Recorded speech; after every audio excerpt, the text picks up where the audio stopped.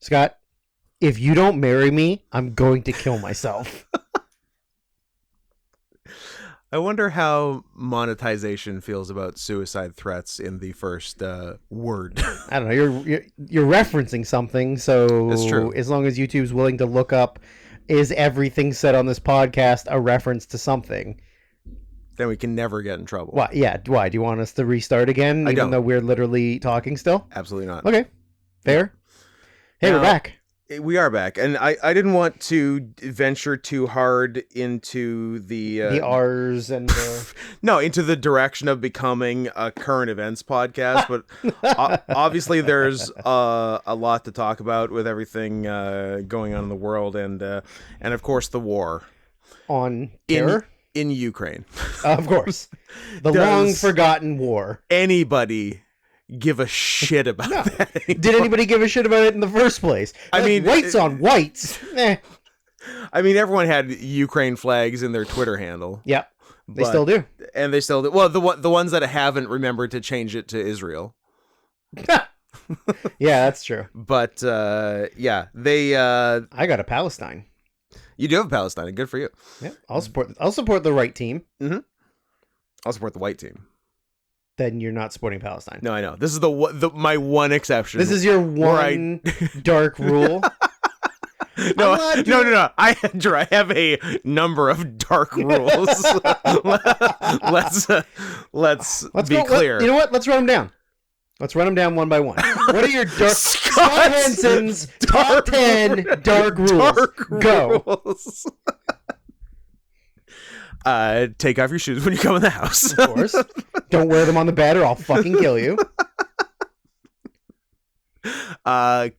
Keep your foot on the gas. Thank you. I am gonna have to make an official list of my dark rules and then have it adapted into a miniseries on Showtime that nobody watches. But with correct casting. Yes. Yeah. It was what was I watching? Zach Galifianakis as Martin Luther King. Oh, I like whitewashing Martin Luther King. That's pretty good. Oh no. No, I like it. No, Zach would be fully blacked up. He'd be Black Galifianakis. Black Galifianakis. You know what? Look at you. We're 3 minutes in and you already nailed it. We're early in, but this is my favorite episode we've ever done. I'm having a nice time. Oh, that's pretty good. I've already got 2 things written down. I technically don't have to write any more things down, and I have the description already. Well, no, I think we have... I don't think the goal of the podcast is to just say enough things to get a description for the podcast. I think you do. I think there is still a bargain with the listener that you have to do the podcast. Yeah. But I do like your idea. Yep. Maybe one time we'll just, in the future, when we're fully over it, we will just go until we have enough funny things for me to write 1 to 2 sentences in the description. Yeah. Hashtag over it. Hashtag over it.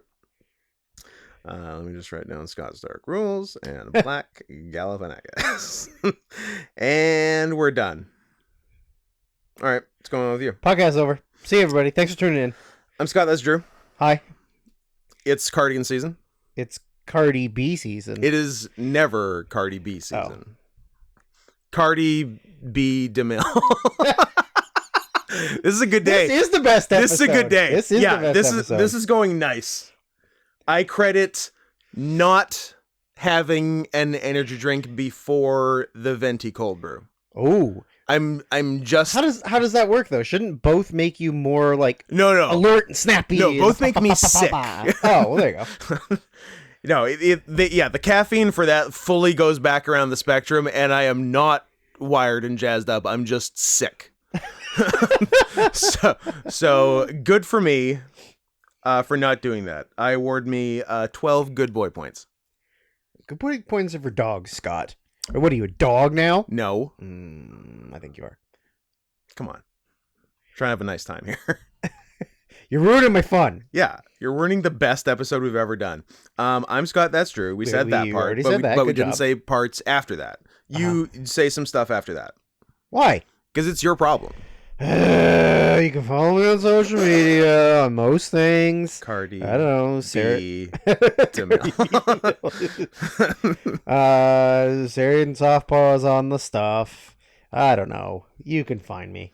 Do you want to thank anybody for being... You want to award anyone else good boy points? Not you. No. I'll award some nice... Boot funders? Boot funders.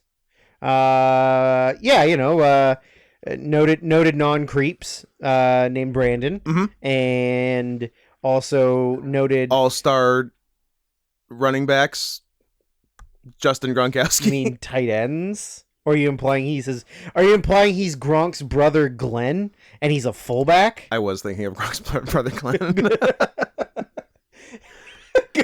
Thanks to Glenn Gronkowski, noted former fullback of the...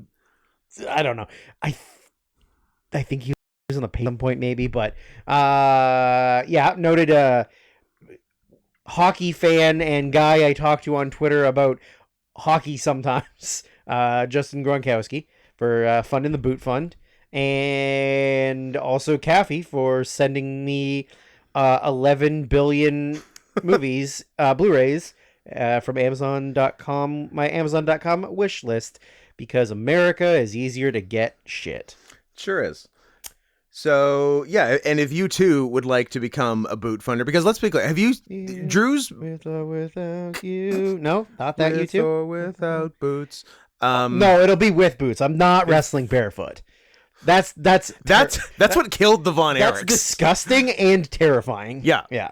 Two things I will never do once. Wrestle shoeless and wrestle knee padless. Ooh, I've done knee padless. I know you have. It was dumb. It was dumb. It was the dumbest thing I ever did. That or continuing to do Undertaker dives. I should have stopped while I was ahead. I mean, and now I'm too afraid to do topes. It's so easy to say in hindsight. I did so many, and so many were good. Yes, I know. And then the one time I was lazy about it, I almost broke my neck. Yeah.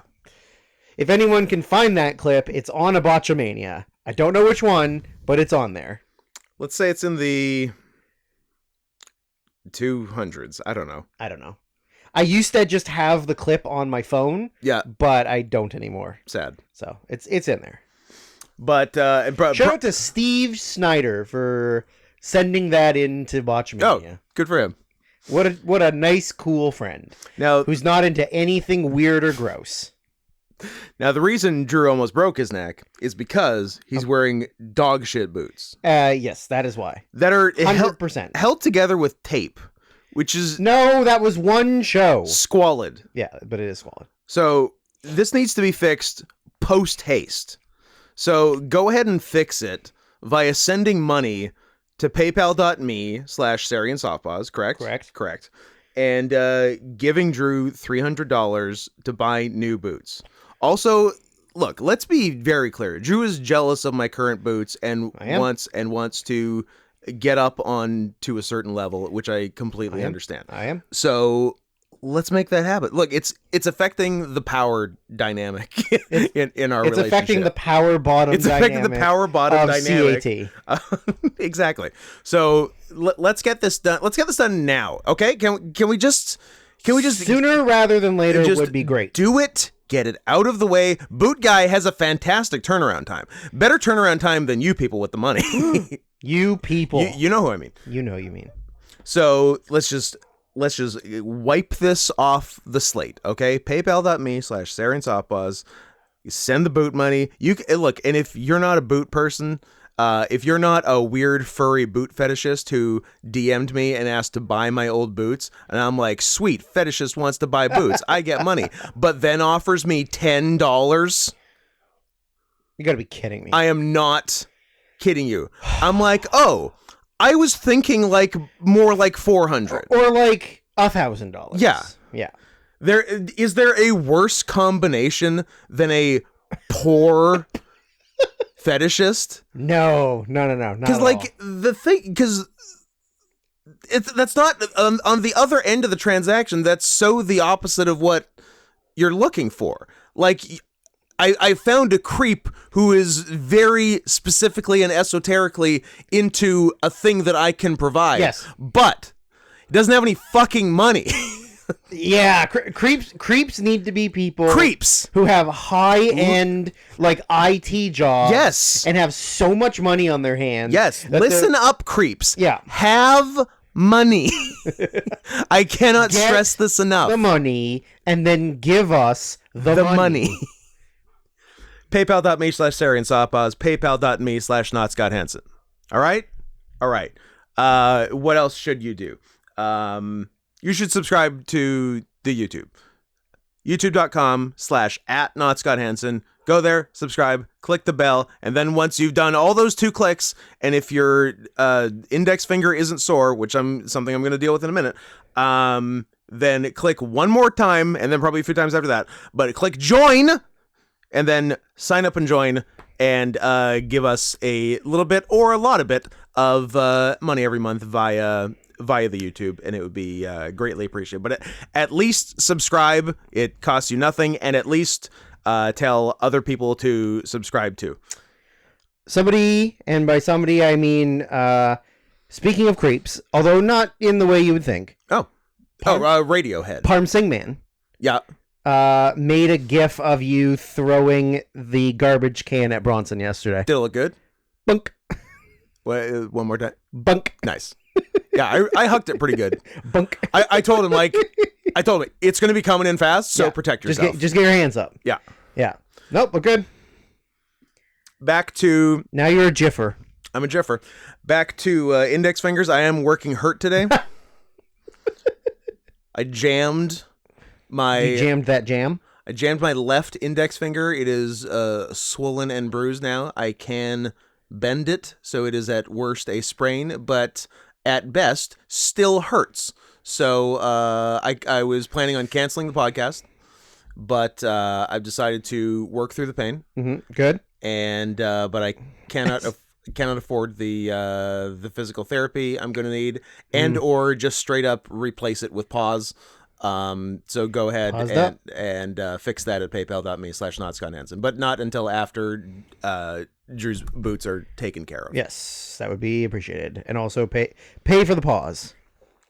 And also, pay for the pause. Pay for the pause. Pay to get paused up. Pay to get paused up. Yeah. All pausing is welcomed. Yeah. Updates on Gaza. What do you got? Bad shit's happening, man. Real bad shit. I think they're lying about. Is this a good start? Is this a good start for the first sentence I'm going to say about Gaza is I think they're lying about? That is an interesting take to have on a very pro-Palestine, anti-Israel podcast, which, by the way, it's about Israel lying. We are OGs. Like, I don't want to say we have never come out looking so good. Everybody should, like, the media should be coming to us. Right? And they should be interviewing us about, like, hey, for the last 7 years, you guys have been saying you're pro-Palestine and Israel are the bad guys. Yes. I believe we had an entire episode where we talked about Israel being the bad guys for, an extended period of time. For a long time. And where's our recognition? Where's our Peabody Awards? Or at least a Sherman. A Sherman Helmsley Award.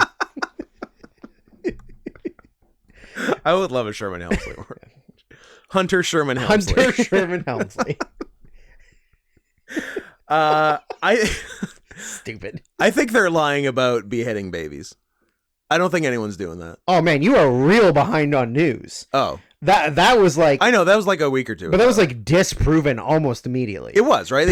The journalist who was the one that reported it, yeah, she came out and said, I got some bad intel. I never saw it. Yeah. Like she admitted, like, that's not what I reported. Yeah. She reported... Back? Okay. Oh, look at that. Yeah, so, sorry, brief pause there. Anyway, so pause. So she was the one that reported it. Yeah. And she came out and said after the fact, listen, all I said was, while I was there, I overheard Israeli soldiers claiming they had heard that had happened. So she never saw anything. None of the soldiers she was around actually saw anything. Mm. It was just hearsay through a third party, through a second party into her. That's good reporting. Well, but the thing is, like, it's not even her fault. It's the Western media picking up on it, who only saw the sound clip or video clip of her saying, and then it was they were beheading babies, and then America goes, they're beheading babies, but then she's like, no, that's not what I said. Yeah. What I said was I overheard a bunch of liars. People that weren't talking to me that I overheard talking said they had heard from other people that had happened, but there was no proof. Yeah, and even like. You're going through this source of this reporter through soldiers, blah blah. You don't think that there would be 40 or 50 families that were reporting that their babies had been decapitated babies don't have heads anymore? Exactly, like none of that. And then they keep showing. Sir, I believe this baby had a head. Yes, sir, my baby's missing a head. Have you? No, I don't. I don't think that was one of the ones that came with a head. Oh yeah, that was one of those non-head babies. I think it was like that when you got it. Yeah, that's a bottom baby only. Now, I would like some credit for when I was doing the guy telling the Palestinian mother that baby didn't come with a head, that I didn't do it in a certain voice. You know what the funny thing about it is like, yes, I'll give you the credit that you kept it professional. I kept it 100. This is a professional podcast. Yes, it is. But center left professional podcast. Yeah. Isn't it funny though that like that is what's associated with Jewish people? But that is legitimately only New York Jews. Yes. That every other Jewish person does not sound like that, but that is what everybody thinks they sound like. Yeah, everyone thinks they sound like Woody Allen. Like Woody Allen or Kyle's cousin from South Park. Yeah, that's exactly. It's a very dry cold. Oh, it's a very dry. Oh, I can't have that later. It's going to affect my insides. It's a great voice. So it's they cut off all they cut power. off all power at all internet. So nobody inside the Gaza Strip, complete media blackout. They can't report out. Yeah, but then people are still like recording on their phones. They're trying, and then they're trying to get like to where they can get any kind of anything out. And they showed a picture. I don't know how real it is because again, like. You can believe anything, but is there proof? Like you can say from this side of the conflict, from that side of the conflict, like here's this, and then you're like. But also we're literally only getting media from one side of the conflict. They showed a picture on some media outlet that wasn't one of the main media outlets of a One America News. One America, yeah. Newsmax. What's Newsmax? It's the other one like that. Oh, okay. Yeah. That Rumble from space. If you like, they can look through the satellites. Yeah. That area around the main center of Gaza is like almost completely black. Wow. From all of the bombing. Oh, Jesus Christ. And then like, the bombing of the hospital. Yeah. That then. Dumbass Joe Biden went to Israel and like openly admitted, "Oh, I believe them that Gaza did it to themselves." They do be like that. Like, how fucking stupid are you? Like, I've never wanted Donald Trump to be president more than right now. Like, Biden is the stupidest person. That's like his brain is complete soup. There's no solid matter inside of his skull. Not unlike Adam Cole's ankle. Yes, soup. Made of soup. Yeah, a nice hearty minestrone. But like Italian wedding. As a world leader, even if you believe Israel, you don't say it. Yeah. You don't go to that country, listen to the leader of that country lie to you, and then you go, "Yep." Yeah, I'm on his side. Listen to proud Philadelphian Benjamin Netanyahu. Yeah. It's a real crapshoot. Yeah, like, that was actually the one thing that Trump was accidentally good at. Yeah. Was like his isolationist America First shit. Yeah. Like it's not always good, but it would be good in this situation. For this situation, yeah. Yeah. You don't have an 89-year-old man fumbling and stumbling his way into that seat next to Netanyahu. Yeah, you have an 89-year-old man telling Netanyahu that he's gay. He's gay. You're gay. You're gay. Everybody says you're gay. They all call you gay nanny.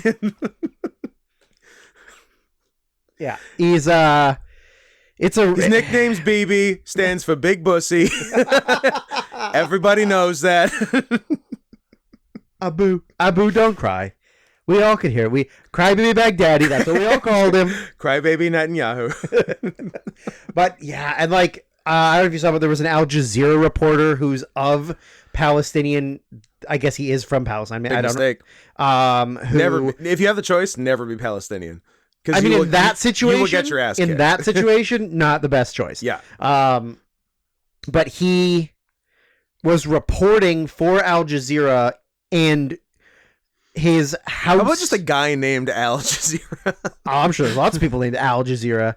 But his house got bombed, and his entire family got killed. Oh, while reporting on the war, and they had to like take him in and identify his children and wife's bodies. Yeah, like how fucked up is that? It's pretty fucked up. And I mean, I think there's a lot of people that will automatically take Israel's side because they're white and not Muslim. But we've said this a million times on the podcast that they're like one of the most technologically advanced militaries in the world. They literally surround the place they are attacking on all sides. Yeah. And they have them surrounded. And they're dropping the most high-powered ammunitions they have available to them other than the big one, because the big one would also fuck them up. Yeah. But also they do have the big one. But should it come to that. And also, if you listen to Ben Shapiro, if America does not unilaterally support Israel, Israel will use nukes. I don't think that's true. I think you don't believe Ben Shapiro? Oh, I believe he believes that.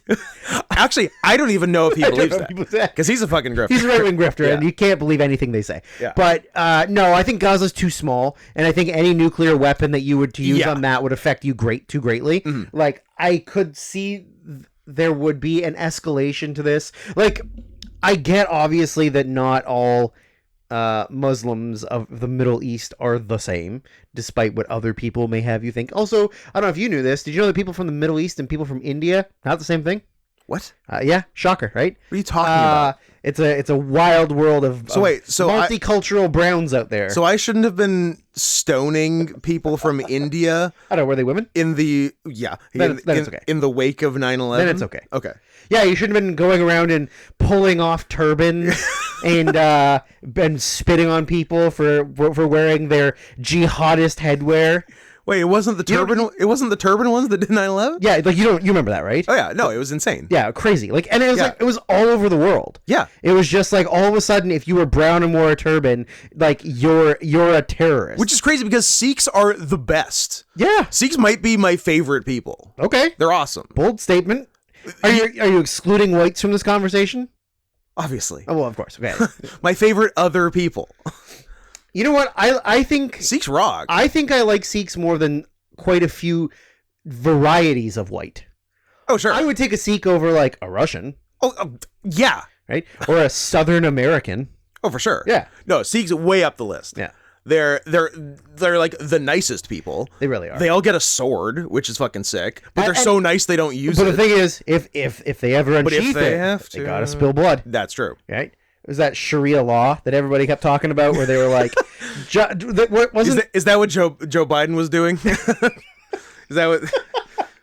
No, but wasn't that what, like, when Trudeau got reelected, that everybody, like all those dumbass right-wing people were like, he's trying to bring Sharia law into Canada or something? Yeah. And like that was a big deal. They're like, well, they're letting all of these Muslim terrorists with their sabers swords around. Like, well, first of all, nothing about that statement is correct. They get to wear those cool bracelets that are technically defense.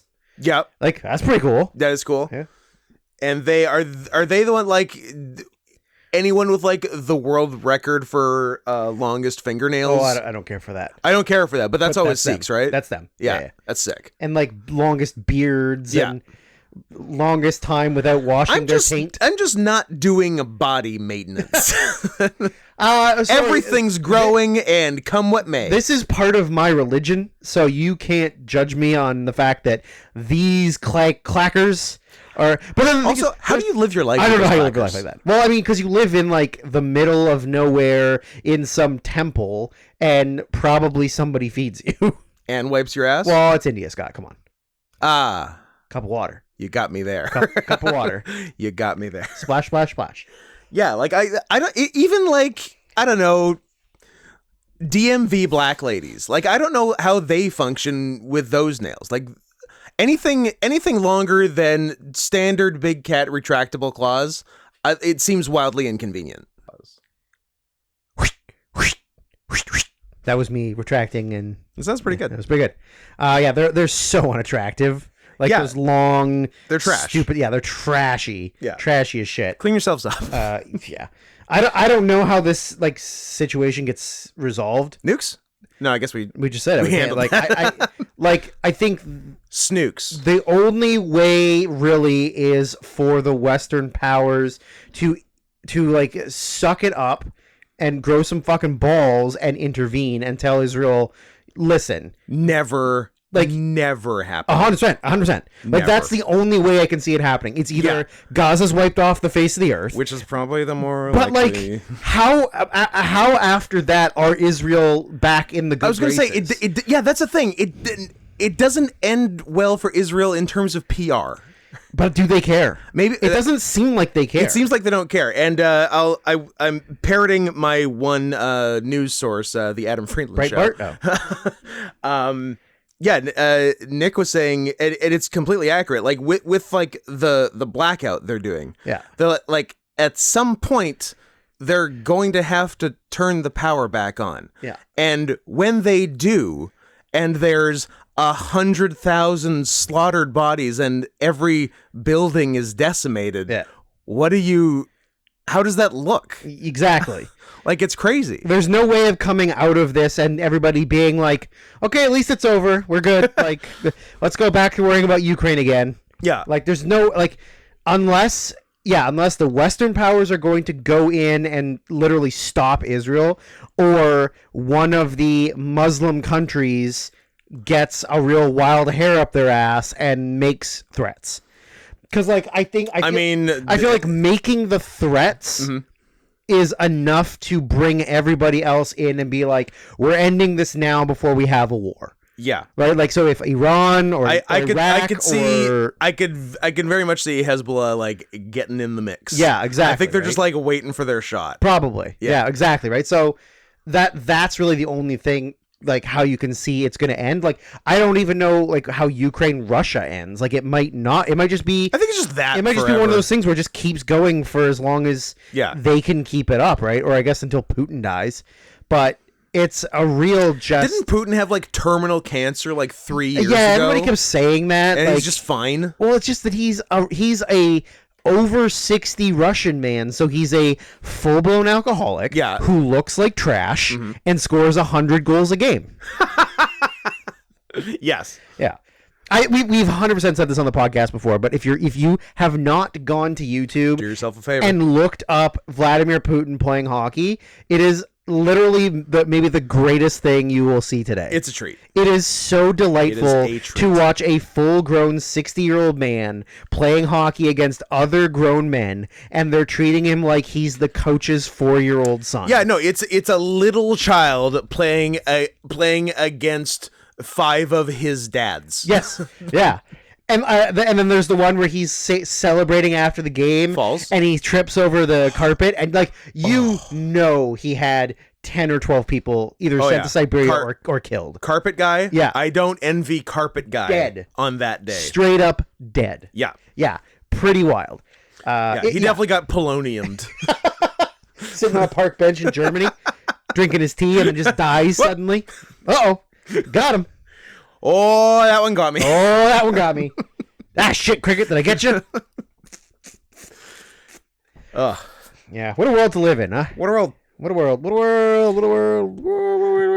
Which, of course, takes us to Marlon Brando's 1973 Oscars acceptance. I believe I have a preface to read from a noted good person, Carl H., who requested this along with... Carl Anthony Towns. Ooh, I hope so. Low Anthony Towns. Low hanging towns. Carl H. says, "Here's computer money. Thank you. I humbly request," and this was said when I still needed computer money. I was gonna say, have you gotten that computer yet? And we forgot to do this 2 weeks ago. But I have not gotten the computer yet. Look, and I'm sure keen-eared listeners are going to go back to the last two podcasts and say, "I'm pretty sure he got the computer." Also, he seems to be uploading these podcasts a lot easier than he did a few weeks. Also, before. He's been sending me a lot of child pornography. How would he be doing that if he didn't have a computer? How's he doing that just with his phone? This isn't fun. I know child porn, and this isn't phone child porn. This is desktop. This is high-end desktop child porn. This is my favorite episode.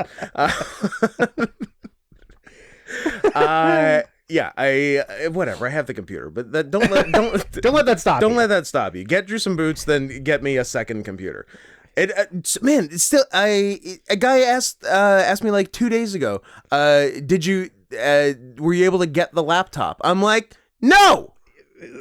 What? You're like, what are you talking about? I got the desktop.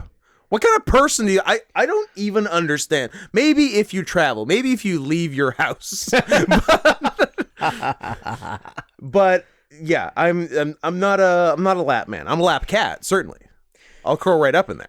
I hope whoever's lap you're curling up on has strong haunches. A big lap. I'm gonna need a big lap. You're gonna have to have strong thigh muscles to make sure they don't fall asleep. Yeah, I am getting to that point in my life where I'm seriously looking at purchasing a person-sized cat bed, though. Okay. Yeah. I mean, you could do worse. I could do worse, but I'm circling that at the moment. So that's where I'm at. But Carl H. says, "Computer money. I humbly request that you watch either the clip of Marlon Brando winning an Oscar for The Godfather, or now I didn't present you with the other option, Drew, and I'm sorry if you are mad that we didn't do this, or the feature film Cats and Dogs, The Revenge of Kitty Galore." We made the right decision. Both containing Roger Moore. Yeah, that's true. The choice is yours.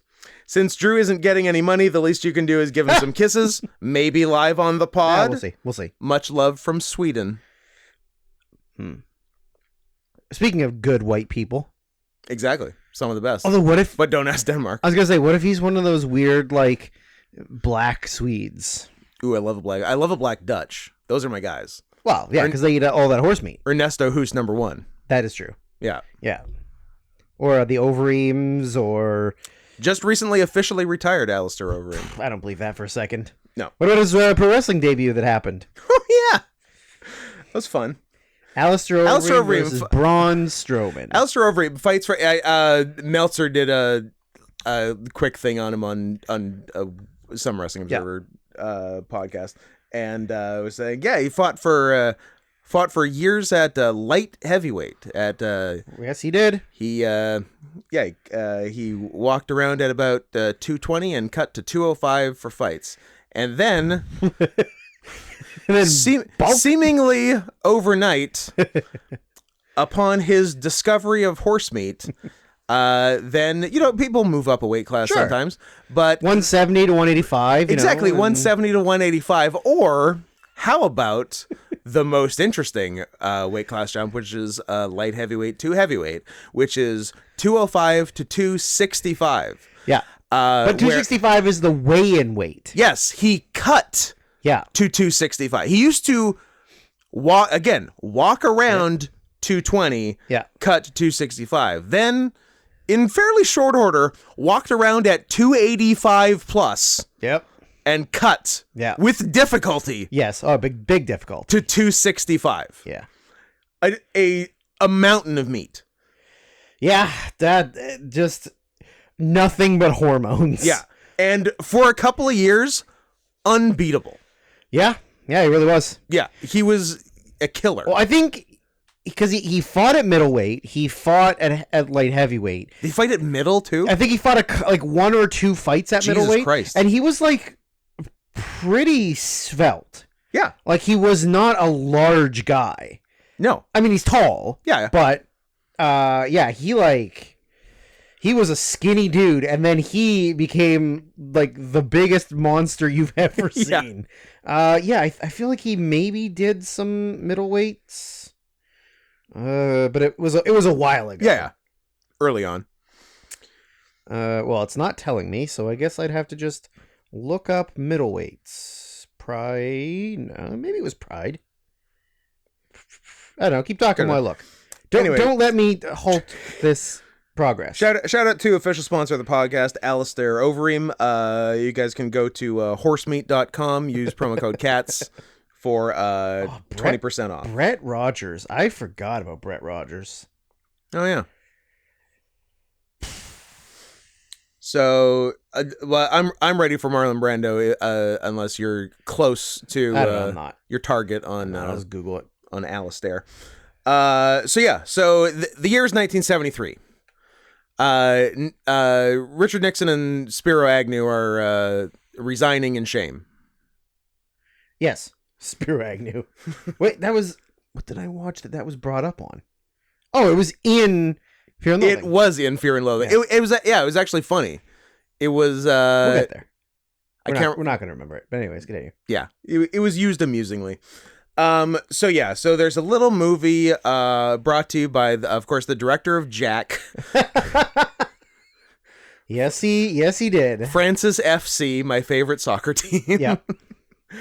Marlon Brando plays, of course, Marlon Corleone.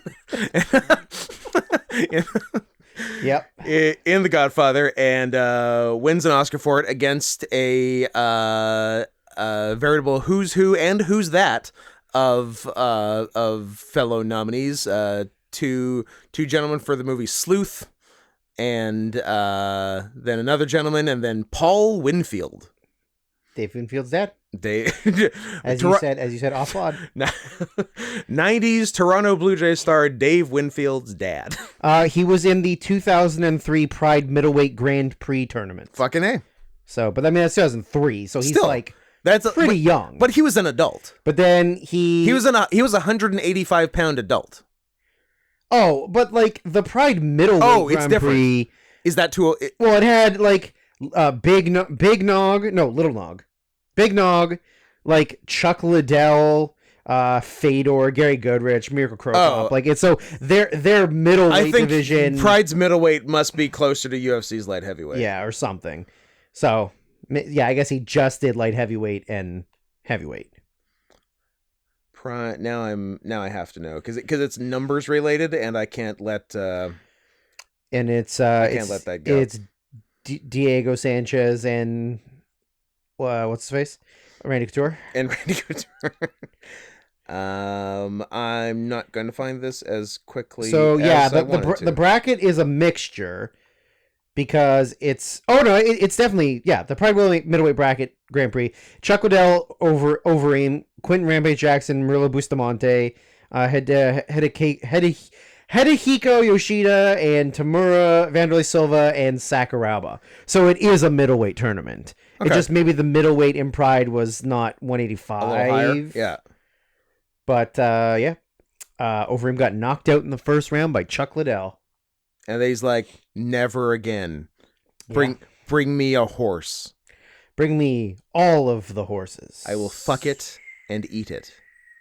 Not don't in just that order. Look at it. Eat it. So Marlon Brando wins the Oscar. Yes, he does. He's regrettably not in attendance.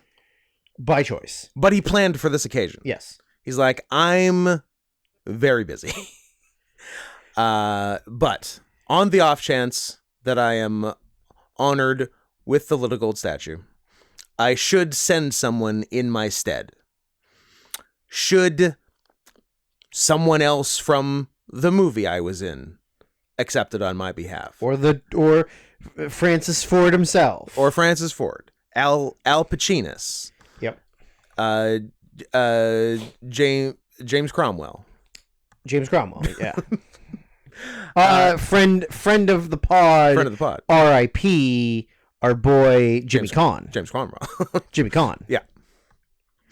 Noted Italian-American James Caan.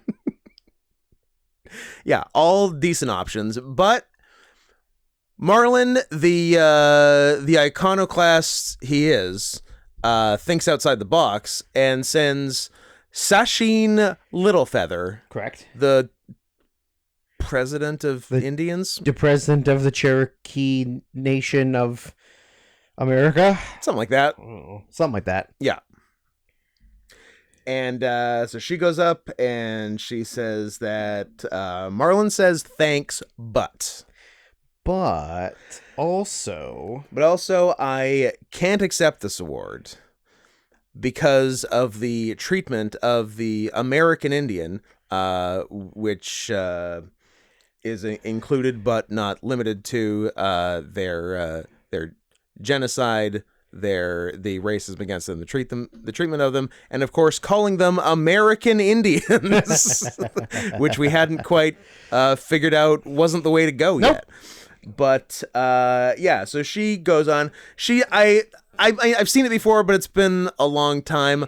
I in my head she like went harder and was more antagonistic. Yeah, I think in my head too. Yeah. But she's very polite. she's the most polite. And she's person. She feels weird and uncomfortable and bad about being there. I mean, she knows Mr. Brando has put her in an odd situation. Absolutely. It does start a little strong. She's like, Marlon Brando gave me this 75-page manifesto to read, but due to time, I, having more judgment and tact than Marlon Brando, understand I can't read this for the next 3.5 hours of the Oscars. Yes. So let me just say a quick thing, and I'm sorry, and I hope I hope I'm not ruining the Oscars.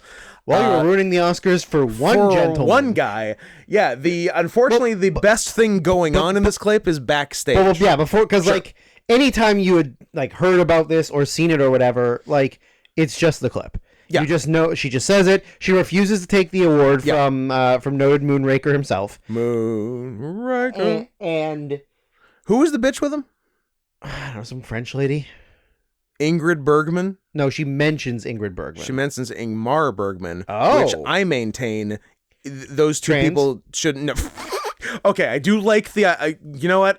I was going to say a whole thing, but you've completely sold me on Ingrid Bergman being trans Ingmar Bergman. Yeah, Ingmar in drag. I don't think those two people should exist simultaneously.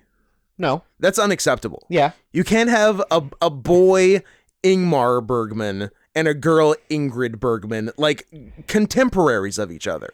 That's not okay. It is weird. It's definitely weird. It's too close. It's too close, man. You're too close, man. And then Ingmar was married to... If you say Ingrid, I'm going to lose my mind. Was married to Ingrid von Rosen, who took his name? Ingrid. No! Bergman. Yeah.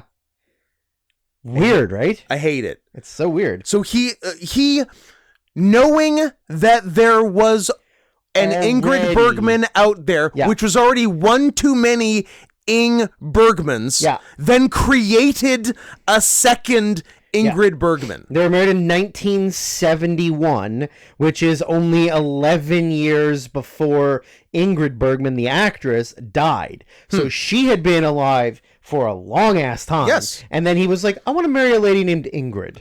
Yeah. So I can make a second Ingrid Bergman. Although, as far as we know, Ingrid Bergman could be like a John Smith in Sweden. It could be. Yeah, or Muhammad Hassan in in Saudi Arabia. I always forget that Ingrid Bergman is Isabella Rossellini's mom.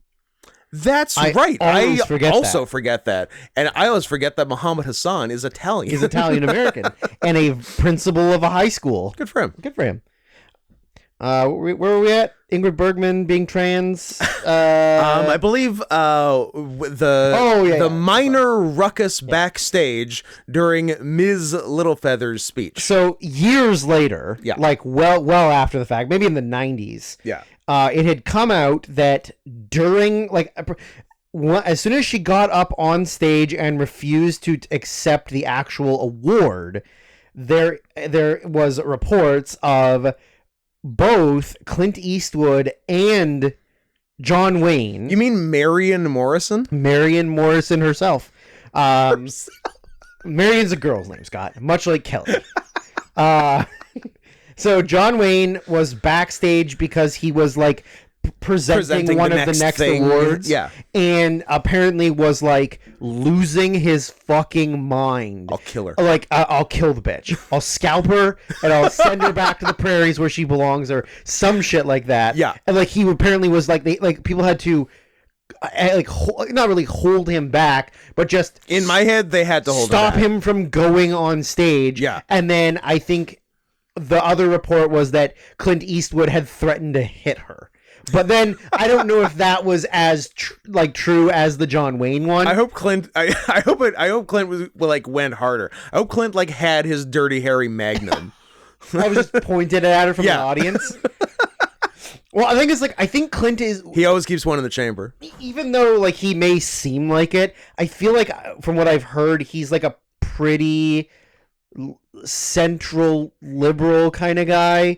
Clint isn't Clint's right wing. No, I think he's like very anti-gun, and is he? I think he is. I think I read some stuff about that because he seems like the kind of guy. Because I think you're thinking of Charlton Heston. Oh no, I know Heston. I thought Clint was right wing too. I think he's very anti-gun, and he's very maybe he's just racist. No, I think he's pro-immigration. I feel you need to rewatch Gran Torino. I mean, that's a documentary. That's a pretty good movie. But then John Wayne was very much like a right-wing guy, but he exclusively married Latino women, which respect. You know who else does that? Our boy. Who? Oh, I was just thinking you. Jeb and his Mexican wife. Yeah.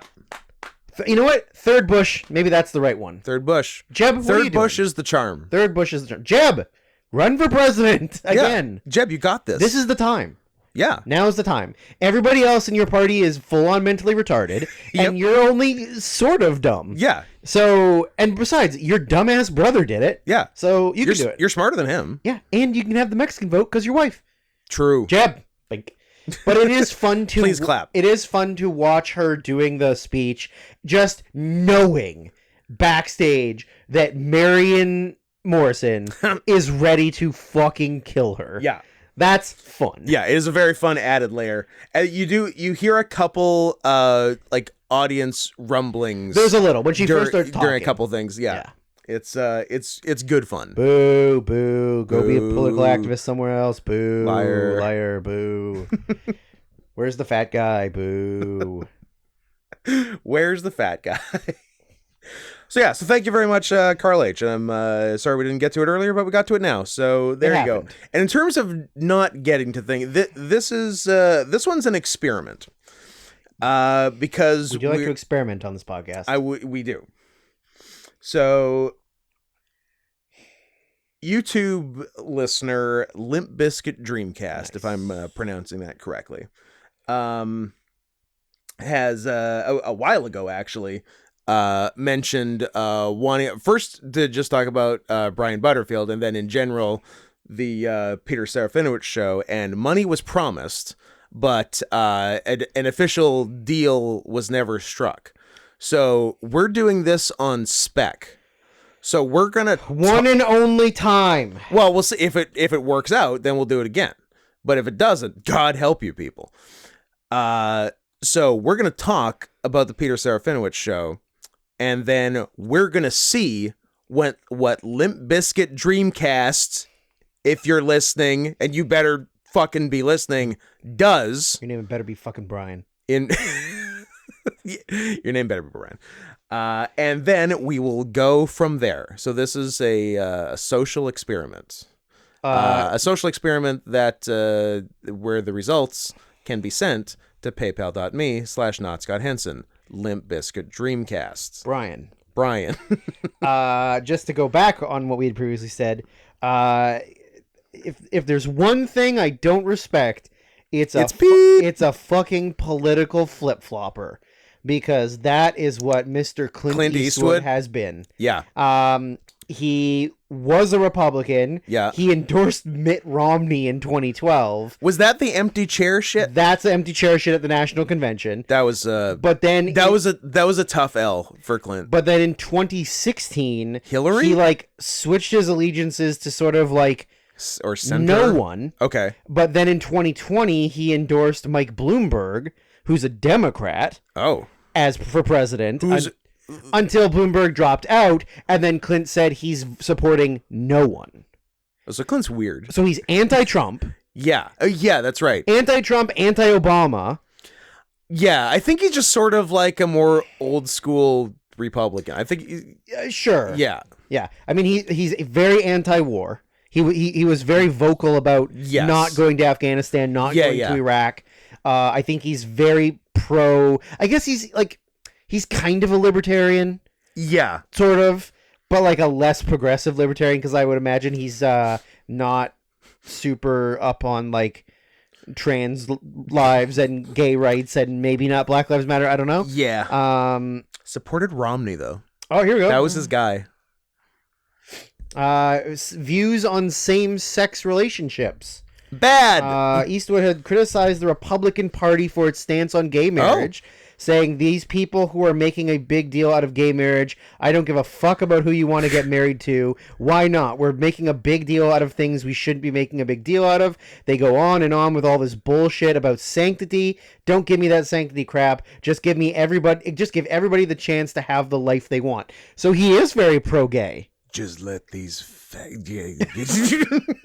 I mean, listen, Clint's probably going to drop a couple of F slurs. Yeah, but it's going to be in a good He's going to be on the right side. Just let these beep get married. Yeah, and then he was... I wanted to say the whole thing, but I pussed out. He was the elected mayor of Carmel by the Sea, California. Go ahead. In 1986. Suck my dick. I mean, if you talk about him making his own movies where he has multiple threesomes over the age of 90 something, yeah, then he's getting his dick sucked a lot. He's very pro Palestine. Pro Palestine. He's very pro like anti-deforestation, pro rehabilitation of like the environment and stuff, which is pretty great. So he's actually more liberal. But in 2008, he voted for John McCain. I was going to say, he must have been a McCain guy. And then in 2012... Romney. Yeah. And then got 2016... strange for 16 and 20. 16 was nothing and 20 well, was yeah, he said... that like he's not voting for Trump, but also like all these people that say, oh, you can't do that, you can't say that, you can't say that. He's like, it's just the times, but this is a pussy generation, is Correct. What he said. He's not endorsing Trump. He did see where he was coming from at times, even though he stated that the candidate had said a lot of dumb things. What Trump is onto is he's just saying what's on his mind. Sometimes it's not so good, and sometimes it's I mean, sometimes I can understand where he's coming from, but I don't always agree with it. I haven't endorsed anybody. I talk to Trump. I talk to everybody. He's a racist now because he's talked about this. It's a dumb thing to say. Blah blah. He was a guy. Yeah. So like, he didn't endorse either. He also didn't say whether he preferred Trump or Hillary, and maybe in theory he just didn't vote. Yeah. Which seems very un-American of him. It does. And then, then he supported Bloomberg in 2020. Bloomberg. So... What an interesting guy to support. Let's name 3 things about Michael Bloomberg. 1, Democrat. 2, Jew. Rich. 3, gay. Yeah, I mean... Mayor Pete was not the gayest candidate in 2020. No. Michael Bloomberg was. Not at all. He's got a beard. Oh, he did do a beard. That's right. He's got a beard. Good for him. And he's got a daughter. Oh, sorry. I thought you meant a physical beard. No, yeah, no. Like, yeah, Bloomberg is like married to a woman with children. Yeah. Also, he's fucking gay. Well, we all can't be straight all the time, Scott. That's fair.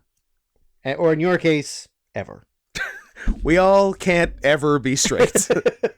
This is what we've learned. Clint. All right, anyways, back to, what was the other thing we were talking about? I don't know. Israel, something. Should I try this melon drink before it gets warm? Sure. Peter Serafinowicz can wait. Well, you can talk about Peter Serafinowicz while I try to open this bottle. Actually, it's going to be a while. Drink carbonated melon. So, a friend of the show and friend of us. Shirakiku.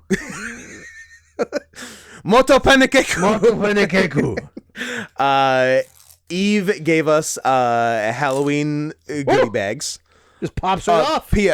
P.S. Also, wait, the cap just like yeah flew off. Don't hit the mic. Also in the goodie bag there is a maple Lindor chocolate, which I have never seen or heard of before. Yeah, fucking fantastic. You would think it would be Canadian. You would, but I haven't seen him here. I've also never been looking. So true, I've been looking. I wasn't fishing, but I like what I caught. Yeah, she gave me an original flavored ramune and you a melon because I think melon is bad. I like melon.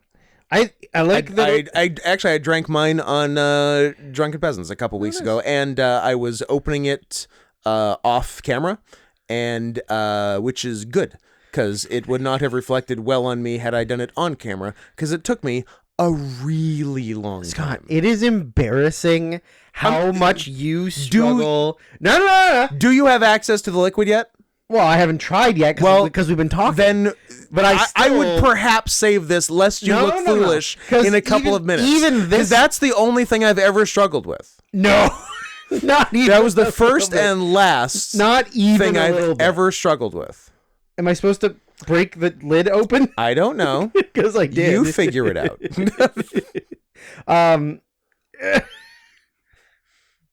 It's fucking hard. Well, also, like, it's such a weird. I will give you a hint, which the thing I figured out about 7 minutes into my 23-minute process of opening it on the show. The plastic cap thing comes in two parts. Yeah, it's yeah. You have one part out. One part out. You have the pointy tubey. The middle. Yeah. So just use that middle and fucking jam on that goddamn marble until that's something what happens. I thought, but I didn't want to push too hard. Yeah, I push too hard. And look, you're gonna spill a bit on yourself. There you go. You got it. I did not spill any on myself. I totally did.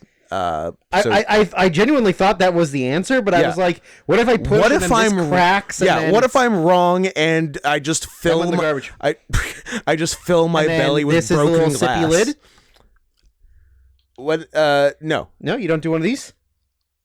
You're covering the liquid, are you not? No, there's a hole. Oh, mate. And I'm saying it goes on the top, and then this is where you sip from. But does it fit there, or are you just holding it? Well, I mean, I'm holding it. Well, then no. But then you go. I mean, do whatever you want. You can look one of your clever drink hacks. How is it? I like that it's got little finger holds.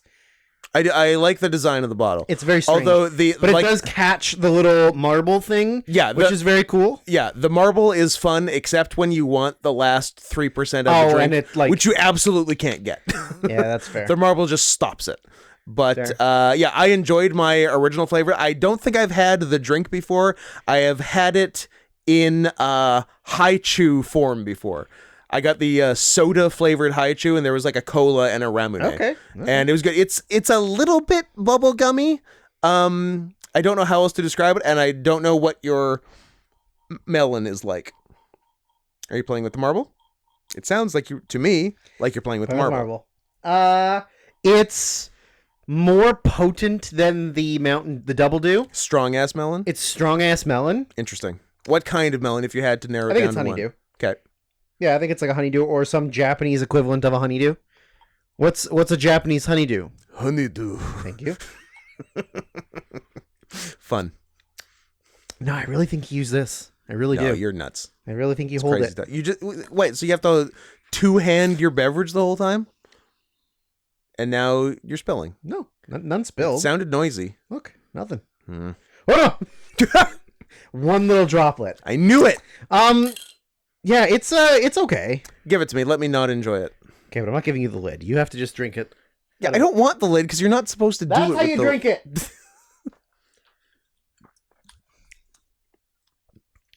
Oh, that's melon, all right. Yeah, it's much stronger than the that is the doo-doo. That is a melon soda, which I do not enjoy.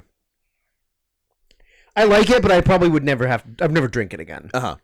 Also, because I like the doo-doo. Would you drink? So. You would drink doo-doo? I guess there's a doo-doo on the table. That's by no means your first doo-doo, and you're drinking that. That's maybe my third doo-doo. Holy shit! I like it. I mean, I like melons, like I do. I like big old round, juicy, feel like a bag of sand in your hand. big old melons. Yeah. I'm drinking my last passion fruit dew. That doesn't really taste like passion fruit. No, but still good. I still have 2 guavas that taste like guava.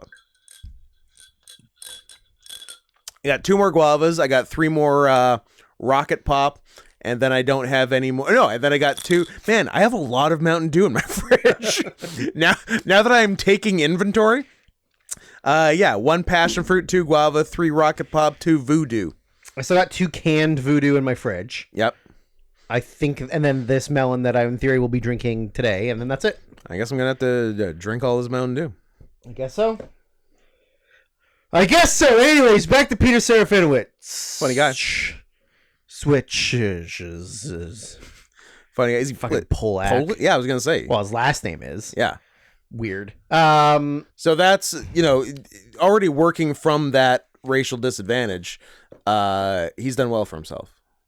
Yeah. What did I see? He's like, his credits for voice acting in major motion pictures is insane. Oh, I bet. Like, I mean, he's got a fantastic voice. Yeah, he does. He does. I mean, because his role on Black Books was based on having an awesome voice.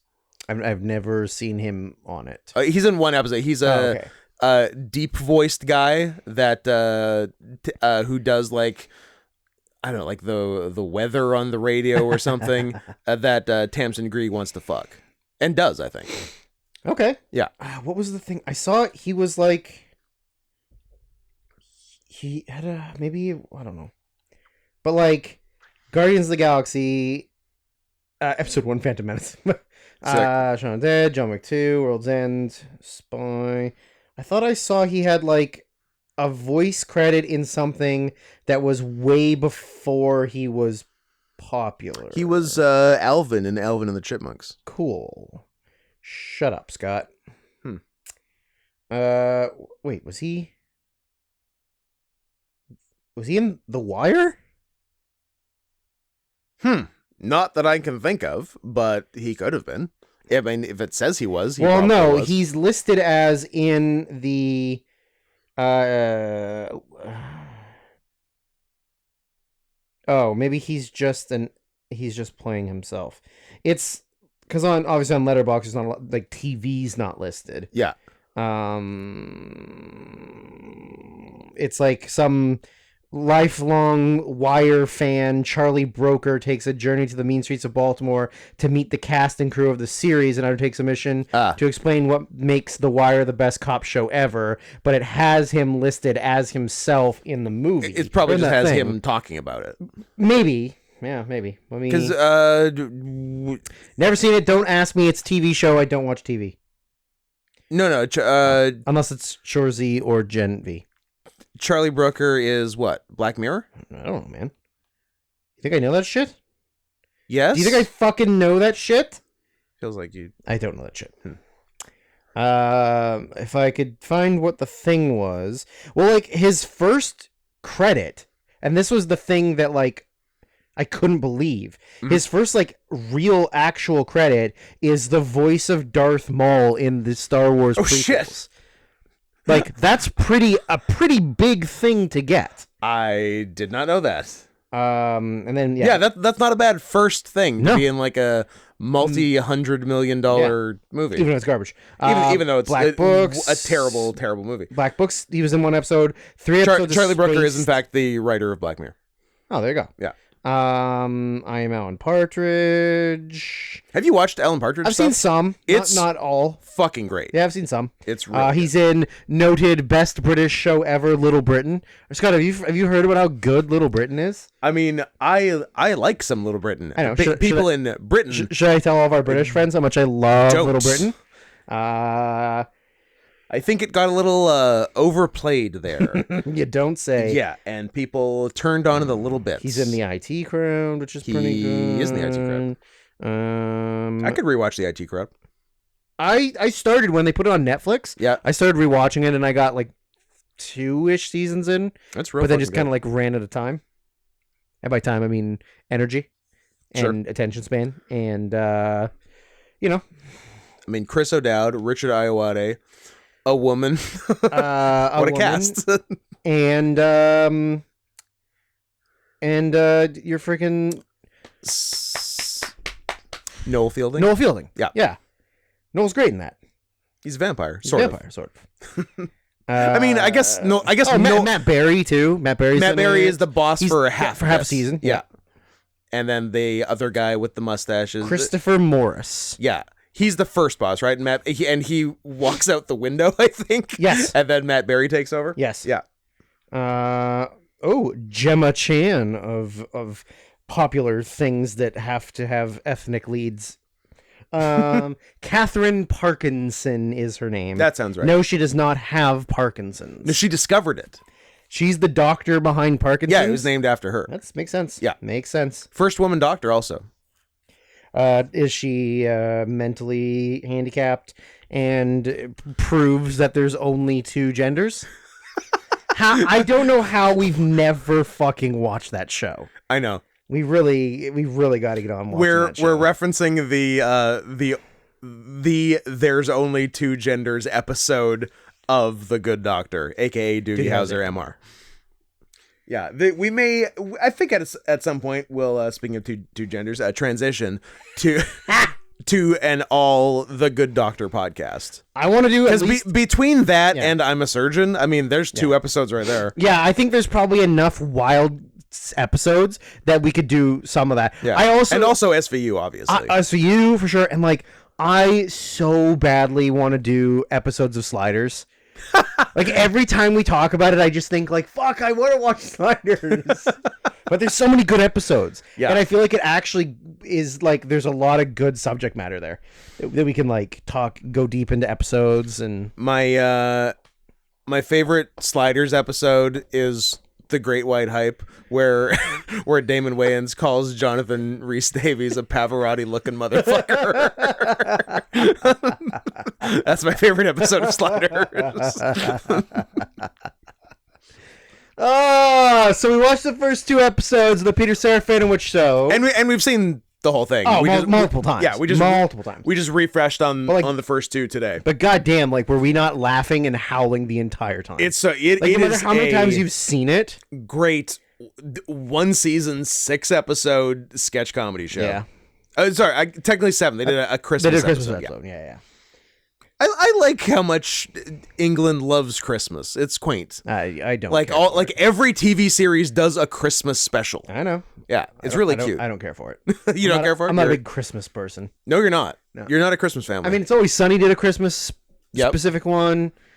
It's pretty good, but yeah, I just don't care for Christmas stuff. I mean, I'll watch it like the 2 or 3 days before Christmas and then Christmas Day, but then after that, I don't want to hear a fucking thing about Christmas. Yeah. There are like a decent amount of things we reference in our regular day-to-day lives that from this show. Yeah. I mean, mostly I Love You Kitchen Gun. Kitchen Gun is great. Yeah, it's just an ad for like a kitchen cleaning tool that happens to be just a fucking handgun. And you shoot it at whatever's dirty. You do 3 shots. Bang, bang, bang! And it does clean the thing. But also it also does what a gun would do. Destroys them. It's very funny. And Even use it on the washing up. Bang, bang, bang. And it's just shattered cups and plates. But they're perfectly clean. Another cute, quaint thing, calling it the washing up. The washing up. Way to go, England. Yeah, good job. Crushing it. Just like unhinged presenter Serafinowicz looking straight at the camera going, I love you, kitchen gun. And then kisses it. Yeah, that is something that we've definitely referenced a lot, even on this pod. Yeah. But then, of course, just anything Brian Butterfield is just... Yeah. Yeah. That was like a big thing when the Brits were here one time. They introduced me to it. I don't know about you. Me too. Yeah. And so there is an episode where he does the Brian Butterfield diet, which if you don't know what the Brian Butterfield diet is, oh my God, you need to stop listening to this podcast right now and maybe forever. Probably forever, yeah. And just go YouTube the Brian Butterfield diet and watch the video. And then after you watch the video, look up on Bing.com. Bing it. The guy who did the Brian Butterfield diet and just read through his findings over the course of a week, and it is fucking insane. Yeah. Like, I think at one point he genuinely thinks he might die. Yeah. If you think Morgan Freeman did some weird shit with Super Size Me, he ain't got Spurlock. There it is. I got there. I just had to say Freeman first. Yeah. Martin's brother. Yeah, Martin and Morgan Freeman. Yeah. The Freeman boys. Yeah. They should do a movie together. It'd be nice. I don't think Morgan's doing a lot of movies anymore. He's just like old. Being old, having freckles, and wearing earrings. Yes, although he does voice the newest Our Planet thing on Netflix because David Attenborough is like 195 years old. And Morgan Freeman's only 87. Yeah. A young man. Yeah, but the Super Size Me pales in comparison. The Butterfield diet is kind of the opposite for 6 days a week. Yeah, and then much more than Super Size Me the 7th day of the week. Morgan Freeman's 86. I almost fucking nailed that. Yeah. Good for me. Yeah. So I mean, do you remember offhand what the diet is? I know the basics. It's like in the morning you have one bean and tomato sauce.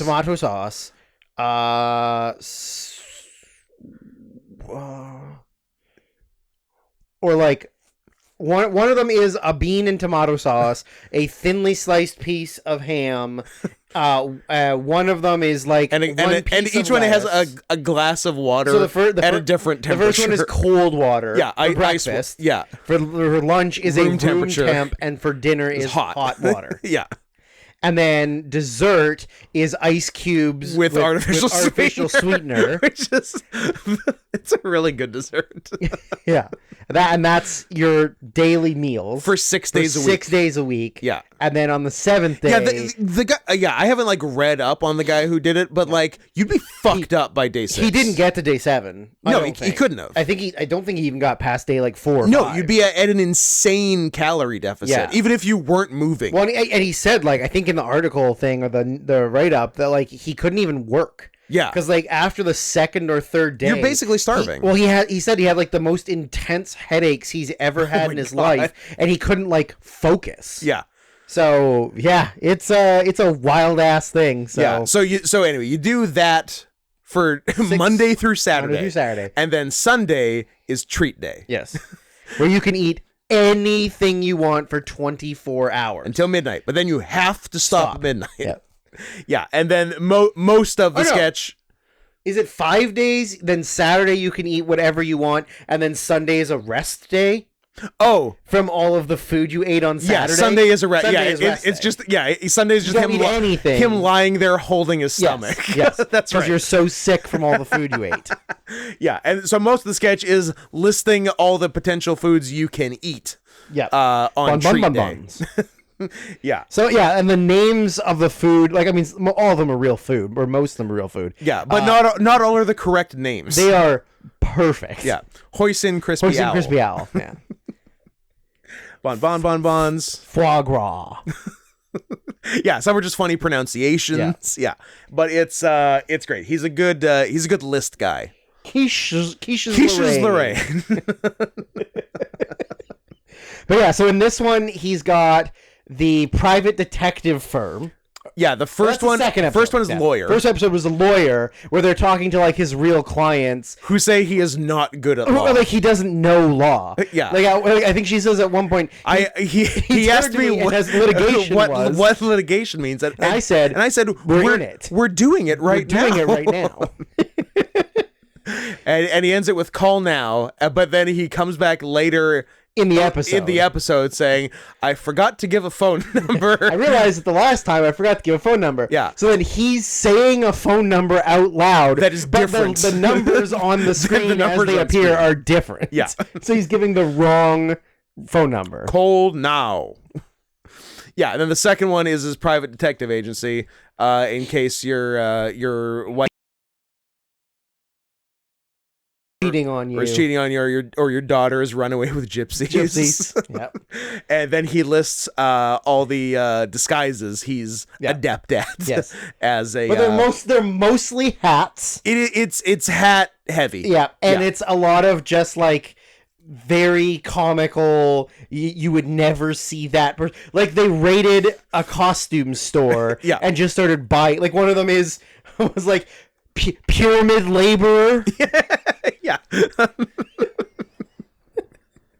Yeah, he's got like a pickaxe and like the classic Egyptian bullshit. Egyptian headdress. Yeah. And then like explorer, and it's one of those like early 1900s British exploring India hats. Dr. Livingstone, I presume. Dr. Livingstone, yeah, of course. Yeah. So yeah, it's pretty perfect. Yeah. And it was funny because they did it in like 3 sections. He like lists a bunch and goes, and then back to him in his office, but that's not all. And then lists a bunch more, but that's not all. And then lists a bunch more, that's all. That's all. And then I think there's another one where his office is also an Airbnb. Yes. Yeah. Yes. There's Airbnb. There's also he keeps an Airbnb where he keeps forgetting to ask people to pay. Yes. Yes. That's a big one. There's also the one where he's like a sports emporium. Yes. And he's like reselling used sports equipment. Yeah. But like he has incorrect names for everything. Yeah. Yeah. He's not good at ball identification. No. Is that it? Yeah, I mean, he might have another one. Yeah, but yeah, there's for the most part one. That's one of the recurring things. Then he's got like an entertainment news recurring thing. Kennedy St. Kane, who doesn't blink. No. It has like killer like early 2000s frosted hair. Yes, and his Botox is so intense that he can't blink. Yeah. It's very funny. Yeah, it's really good. He's got that. He's got like the two separate fake like infomercial like shopping channels where the first ones are like telling you how shit the quality is of everything and like the price is literally pennies to make this, and we're selling it for $39.99 might seem like a decent price, but not when you think of the absolutely terrible quality of this jewelry. Yes. It must be only pennies to make. And then the other one where he's a vampire. He's a vampire who's like hitting on the co-host and telling her how beautiful she is. Yeah. And then when he gets close to her and tries to bite her, she like pulls out a cross, and then he like cowers away like, oh. But like she's pretty understanding about it. Yes. Like it's she's a very common occurrence. Yeah, like this is not the first time. Yeah. This happens most days. Yeah, like she like are your teeth retracted? Yes, can I check? Can I? I do. Like, yeah, and like because clearly one time she didn't check. Yeah. But yeah, and then she just like hands the cross back to a PA. Yeah. and on we go. The show. Yeah, she's a pro. But then the payoff. And the payoff is perfect. Yeah, they did like 3 in an episode. Yeah. And then the last one is him like starting off presenting, and then just cut to her with like her pale white with 2 giant holes in her neck, staring off into nothing. I was like, Christine, you're so quiet. It's quiet. Yeah. You got her. You'll never get this. You'll never get this. You'll never get this. And then one time, you get this.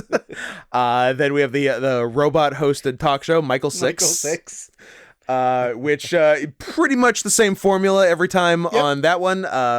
Michael hosts a Maury Povich type. Maybe like a Jerry Springer type. Yeah, because they're a little wild. Yeah. And also, what are does sketch comedy do now without transphobia? Because like that was most of most of sketch comedy before like 2012. Yeah, really. That was all of Mad TV, and like so much Mad TV, and like the first episode of this had two different transphobic things. Yeah.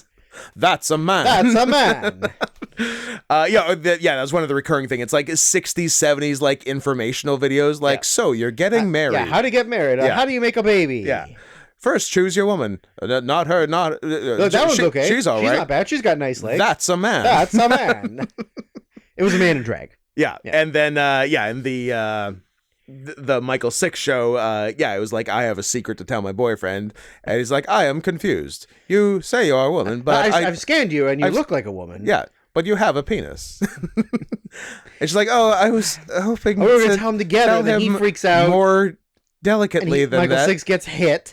Yeah. And then starts malfunctioning. And it's like oozing white liquid oozes out of his mouth. And then he goes. And then the entire staff. Well, he attacks the audience. Starts choking someone. Yeah. And then always has to choke staff someone. Comes to stop, and he starts choking like the producer of the show. Yeah. And then just one of the stage-hands just takes like a staff or something and just gives him a couple quick bumps in the back of the head until he like stops functioning. But it's very funny. Yeah. And then the same thing the second time, like. Exact same formula. Yeah. Somebody he's interviewing a guy. He's doing a lie detector test. Yeah, because his wife says he slept with her sister, and he says no. Yeah. It's like initiating lie detecting sequence. Hello. Hi. Hello. Hi. And then lie detected, and then. And then the guy who gets caught lying punches him, and then he malfunctions. Chaos ensues. White stuff comes from his mouth. White liquid chokes someone. Bunk. Bunk. Drop. Yeah. And I think besides Brian Butterfield, I think my favorite one is BNN News. BNN News is pretty great. Yeah, and there's a few throughout the series, and it's awesome. So it's him as a one man newscaster. And but he's guessing the news as he goes, and he is told right or wrong with where he's going by just a buzzer or a ding. Yeah, it would be great if that was complete improv. I think you could improv that. I think you could improv it. Yeah. If you're a good enough improver and you're hearing the buzzers. Yeah, and as long as like the buzzer guy knows exactly the right timing and stuff. Yeah. Because it's like the first one was like tonight our lead story was like in science, Matt, in war, Matt, in space, Matt, in entertainment, ding. Matt, in sports, ding. Manchester United, Matt, Liverpool, ding, won, Matt, lost, Matt, committed mass suicide, ding. Oh, that's terrible. It's terrible. In political news, Prime Minister, former Prime Minister, President, former President, no, former President Bing. Oh, Bing, sorry. Yeah. And then Bill Clinton, Jimmy Carter, Ronald Reagan, Bing was regenerated, was resurrected, ding, successfully, unsuccessfully, ding. Oh, that's too bad. And we'll see you tomorrow night at 10 p.m. 10 a.m. 10 b.m. Ding. 10 b.m. 10 bowel movement. That one, the other one that got us really good was the Nigel Fawlty one. Basil Fawlty, sorry. Yeah, there's a recurring thing which that's only the only real good. The other, it's just like it's like a phone party line thing, but it's always just a gimmick, like Pirates, Vikings, whatever. Yeah. But the best one is Basil Fawlty impersonators. Yeah. So it's just a bunch of people doing very good John Cleese impressions. The two of them at the end, when is back and forth, crushing it, great, crushing John Cleese stuff. Yeah, it's so good. Yes, I'm frightfully tall. Because I own the phone. This is my phone. Oh, how could I be so? I love John Cleese. The man. He's so funny. Yeah, and also he anti-woke is a lame way to put it, but I like that he tells people to shut up. Yeah. Yeah. Yeah, I like that. Yeah. It's the softest generation, Scott. Bunch of pussies. Bunch of pussies. Ask John and Clint. John Clint. John and Clint. Oh, John and Clint. Clint and Howard and John Wilkes Booth? Yes. Okay. The big two. The big two of the anti-woke movement. Well, I guess if you think about it, you know what? Yeah. If you think about Kinda, yeah. Yeah. Clint's done some terrible things. Yeah. Don't Google Clint and anti-anything. Oh, is he? I don't know. I was just saying, because John Wilkes Booth clearly... Pretty anti-woke. Yeah, anti-woke. Yeah.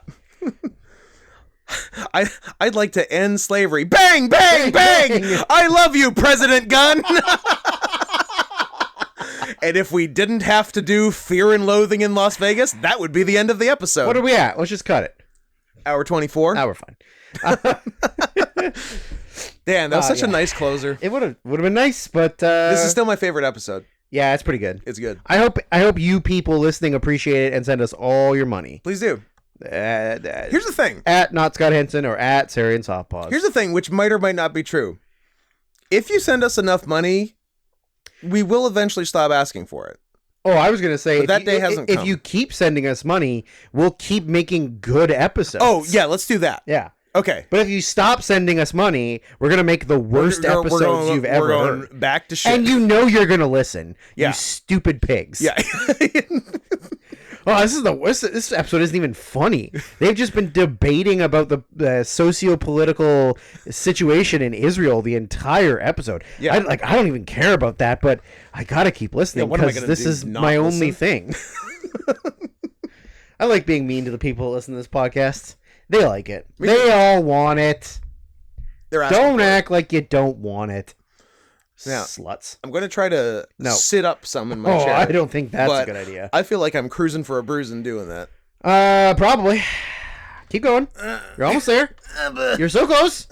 You did it. I've also become slightly warm in my cardigan. Oh my god. So well, now it's not cardigan day. Well, see, we should have turned the fan on. No fan! It was perfect. It's late October. It was the greatest weather of all time. The quote. The quote. Do something. No, I'm listening to your screams of agony. This is the worst episode. I can't get up. Oh, that's better. There you go. You did it. Success. That feels good. Great success. No. Oh my god. Well, I just wish I had a little more room between chair and table. But it's okay. I'll persevere. Good. You did it. Congratulations. You sat your ass down. So, Terry Gilliam's Fear and Loathing in Las Vegas, 1998. This is good, right? Tigger. The answer might surprise you. How about a guy who's English as a second language, and he's doing like kind of the opposite of what we're doing. Okay. And he's doing not as good, right? And, no? I mean, if you want to run with that, let's do it. I'm in. Okay. What would you call it? Not is good, right? I like Terry Gilliam. I mean, I like Terry Gilliam. I like most of his I need stuff. to rewatch Brazil. Me too. In my head, I like Brazil a lot. Me too. And I have not seen it in a while. Me too. Yeah, I like I think is it my favorite of his movie of all time? Feature? No, it could be. Let me see. I like 12 Monkeys, but do I like it? No, I think I like Brazil more. Baron Munchausen is fine, but not amazing. Baron Munchmacucci. The Imaginarium of Dr. Fucknassus is bad. I don't think I ever saw it. 2, in my head, that and Mr. Megorium's Wonder Emporium are the same movie. Close enough. Yeah. Does Dr. Parnassus have dead Heath Ledger? Yes. Yeah. And that's where Colin Farrell, Jude Law, and Johnny Depp are all surrogates for Heath after he died. And the movie is called Surrogates, starring Bruce Willis. Correct. If you're wondering where you can watch Imaginarium of Dr. Fucknassus, it's on CBC Gem. Oh. I would have bet good money that was about to be a Tubi advertisement. Nope. Advertisement. CBC Gem, only for Canadians. Only for Canadians. It's not for you people. You'll never get these. You'll never get these. I mean, like, obviously, Monty Python and the Holy Grail, great. Fisher King, really good. Monty Python might be my favorite. I forgot. I shouldn't have forgotten because he directed all the Monty Python stuff. So, here's what we got, Scott. No, he's the writer on all of the Monty Python movies. He did not direct all of them. Oh, but he did direct Life of Brian and Meaning of Life are directed by Terry Jones. Oh, okay. Which is the other Terry. Yeah. So his directing credits are Monty Python and the Holy Grail, amazing. Yeah. This one, and obviously the Monty. I think he directed a lot of the Monty Python series too. Yeah. I'm just kind of going off of movies. Yeah. 12 Monkeys, pretty good. I think it's really good. It's I think good enough that I gave it 4 stars. So as far as time travel movies, I think it holds together. Like most time travel movies fuck up. I don't think it fucks up. No, I don't think it does. I think like it and Looper. I'm just kidding. Not Looper. Not Looper at all. Primer. Yes. Both are like 2 of the up there good time travel movies. You got Brazil, obviously. Brazil. Fisher King. Did you like my Street Fighter impression? I did. Yeah. Fisher King's really good. Yep. Time Bandits. There was decent. Yeah. There's a teacher in my school whose go-to I don't want to teach show a movie was Fisher King. Yeah. Yeah, I think like one class in grade 10 saw Fisher King like 17 times. Yeah, that sounds right. Mine was definitely Braveheart. Oh yeah. Except for teachers would always have to fast forward past the part where he showed his butt. Because, you're not ready for a man's butt. For a man's butt. Well, turned my whole class gay. I think you're ready for a man's butt. I don't think you're ready for Mel Gibson's butt. No, probably not. Also, was it Mel Gibson's butt or was it Stunt Butt? No, I think it was his butt. Good for I him. feel like Mel's the kind of guy who would show his ass on TV. Got him a fucking Oscar. Dr. Parnassus, whatever. Baron Munchausen is fine, not amazing, I don't think. Brothers Grimm, it's okay. I don't mind it. Sacha Baron? Nope, Heath Ledger and Matt Damon. Am I thinking Brothers Grimsby? Grimsby. Idiot. Yes. Heath and Matt Damon. Okay. It's all right. I haven't seen it and didn't know it was Terry Gilliam. It is literally the Brothers Grimm doing Brothers Grimm things. They're like monster hunters, kinda. And so they go their stories are real. But like originally, they're hunting like they're tricksters or they're like con men, and then somebody calls them to do an actual one, and they're like, "Oh, we suck at this." And bluff has been called. Then they become whatever. I think there's maybe some TF in it. I'm learning this now. It's from 2005. 18 years later. It's from 2005, and I probably haven't seen it since 2007 or 8. So should we add it to the list? I don't know, maybe. Then you got The Man Who Killed Don Quixote. Yep. Which I really liked. Which I thought was really good. Which from conception to release in theaters was like 2 years. 6 months. Yep. Real quick. Super fast. Not 35 years? Yeah. In case you're wondering, it's on Tubi. Hey, there it is. Zero Theorem, which I haven't seen, but you haven't said was whatever. It was okay. Tideland, which is fine. Yeah. Then you got Jabberwocky, which is okay. It's Sean Cleese, right? Yes. Yeah. No, it's Michael Palin. Sorry. It's Michael Palin. It is Michael Palin. It's okay. It's kind of like a bad Monty Python. Yeah, like not as funny as Monty Python. Yeah, it's 1977. Yeah, I rented the VHS from Blockbuster at a time when you could rent VHSs from Blockbuster. You might want to explain to some people listening what a VHS is. It was on one of the early John Mulaney albums, and he was like, I was making a call to Blockbuster, which is a very old-fashioned sentence.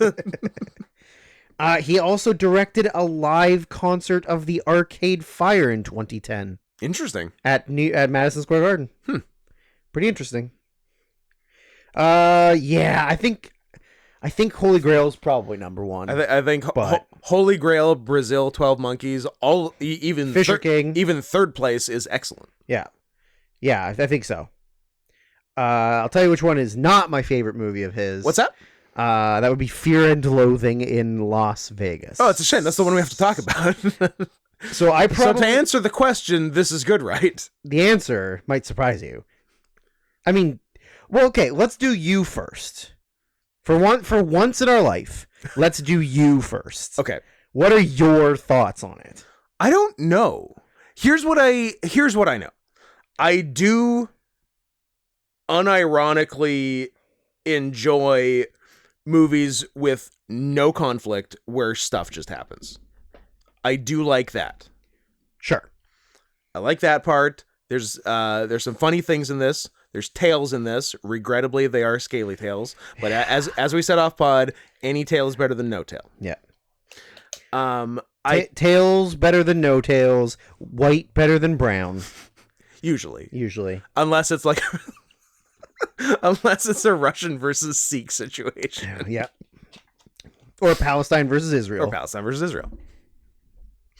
Yeah, and half shirt better than whole shirt, and half shirt better than no shirt. And yeah, but like I couldn't decide if Johnny Depp was doing a good job or being annoying. I think that's kind of like standard for all of his movies. It sort of is, right? Like there's only a few where he's not actively overacting, over exaggerating. Yeah. Being a weirdo, taking a poop in a bed, even though it wasn't him. It wasn't him. Oh. That goddamn bitch. What a bitch. And yet he's still canceled. Yeah, what's the delay on that? Mm-hmm. Innocent. Nobody wants to use them. Not guilty. Because even if you prove somebody not guilty, there's still that stigma around the fact that at one point they were considered guilty. The apology is never as loud as the accusation. Uh-huh. Or in some cases, there's no apology. And sometimes there just isn't an apology. Yeah. Yeah. But at least the upside is she's also not getting work. Oh, no. She should go to jail for the rest of her life. I agree. Yeah. And that I actually wanted to say something else, which is the punishment after going to jail for the rest of your life, but I think you're not supposed to say that. Probably not. So I won't. But that one, the one that's legal in some states. And I was gonna say in weirdly California, but I think they like just stopped in like incest, beast stuff. Ugh. that is a phrase I will never not shudder at. Uh-huh. I started a secret chat for beast stuff. Please, nobody message us on Telegram and say, here's for talking about beast stuff. Also, I do not understand the secret chat feature on Telegram. Telegram regular. I think you can't screenshot it. I think that's what it is. So it's secret even for the people involved. Because the regular Telegram is secret from everyone else. Yeah. That's not ISIS or a furry. Mm-hmm. Or obviously both. Or in the last 2 years, right-wing extremists who got banned from every other platform. Yeah. I think they I don't think they stuck with it though. I think they were just looking for somewhere to go and like passed through Telegram and moved on to angrier pastures. The problem with Telegram for that sense, and that purpose, is that you can't just put it out there and people are going to find it. Yeah, it's like you can have like a Telegram group. Yeah, like you have to know the people already and make the group. Yeah. Like you can't just post your wild, insane shit. It's not YouTube. And somebody can just go to Twitter and say like, I want to look up this and blah, blah, blah, and then you just go through the results. Mm-hmm. So that's the problem with it. Yeah. So I got to go to Truth Social. Absolutely. Which you can't download in Canada? Ooh. I don't know. Let me see. Look it up. Let's see if it's on the App Store. Look it up, Scott. Look it up. I will. Look it up, Scott. Look it up.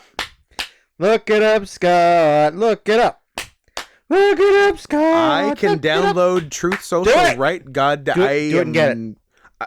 I love that the second option is Rumble. it knows exactly where its bread is buttered.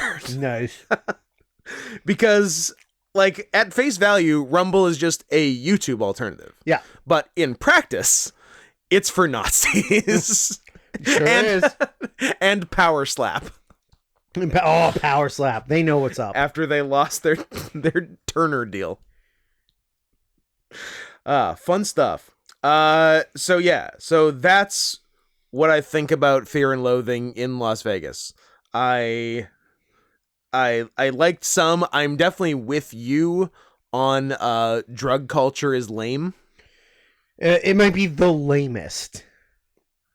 It's like, but here are two true statements. One, drug culture is lame.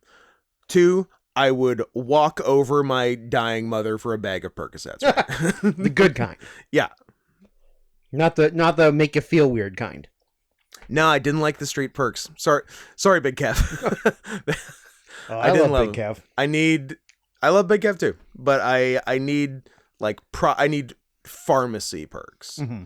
I don't need homemade perks. No, because you never know what's in that shit. Yeah, they do. I had them tested, and I mean, unsurprisingly, there's fentanyl. Not kill you fentanyl, but like a little bit. I mean, not really. Like, because I had it, just like I didn't feel good, but like yeah. And then you did. Then you did 20 more subconsciously over the course of a month. That's my favorite thing anyone has ever done. Yeah. Like, that's awesome how you just like backdoor got addicted to opiates. Yeah. Like, I do not remember taking any more than the first two I took. And you took and then a month or so later, I looked in the bottle and there was 3 left. And I was prescribed 25. That's so awesome. Yeah, it's crazy. How nice was that month? Don't remember it. I don't remember any of it. I just remember not having a lot of back pain. Yeah. Like, I mean, I was on bed rest. Yeah. So it was a lot of just laying down. Mm-hmm. But yeah, I don't know. I don't know how I fucking did it. That's wild. Yep. Yeah, I remember taking about 10% of these pills. Yes, I did. 90% fucking blackout. There's still one in the bathroom somewhere. What? It's in a bar in the bar. Yeah, I think it's in there. Well, guess what our post-pod mission today is? A morphine pill from 2015. Yeah, which in 2023 is just a slightly less potent morphine pill. It doesn't stop being morphine. That's true. Yeah. Well, my night just went from good to great. It's a suppository. From great to amazing. I'm gonna need some help with it though. I'll put it on my tongue.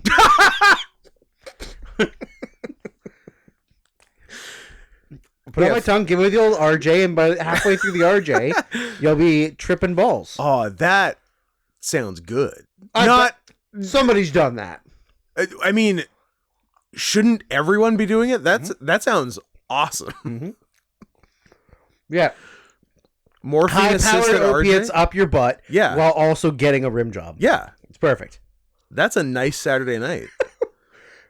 That's a nice Tuesday afternoon. Yeah, I'm not picky about day or time.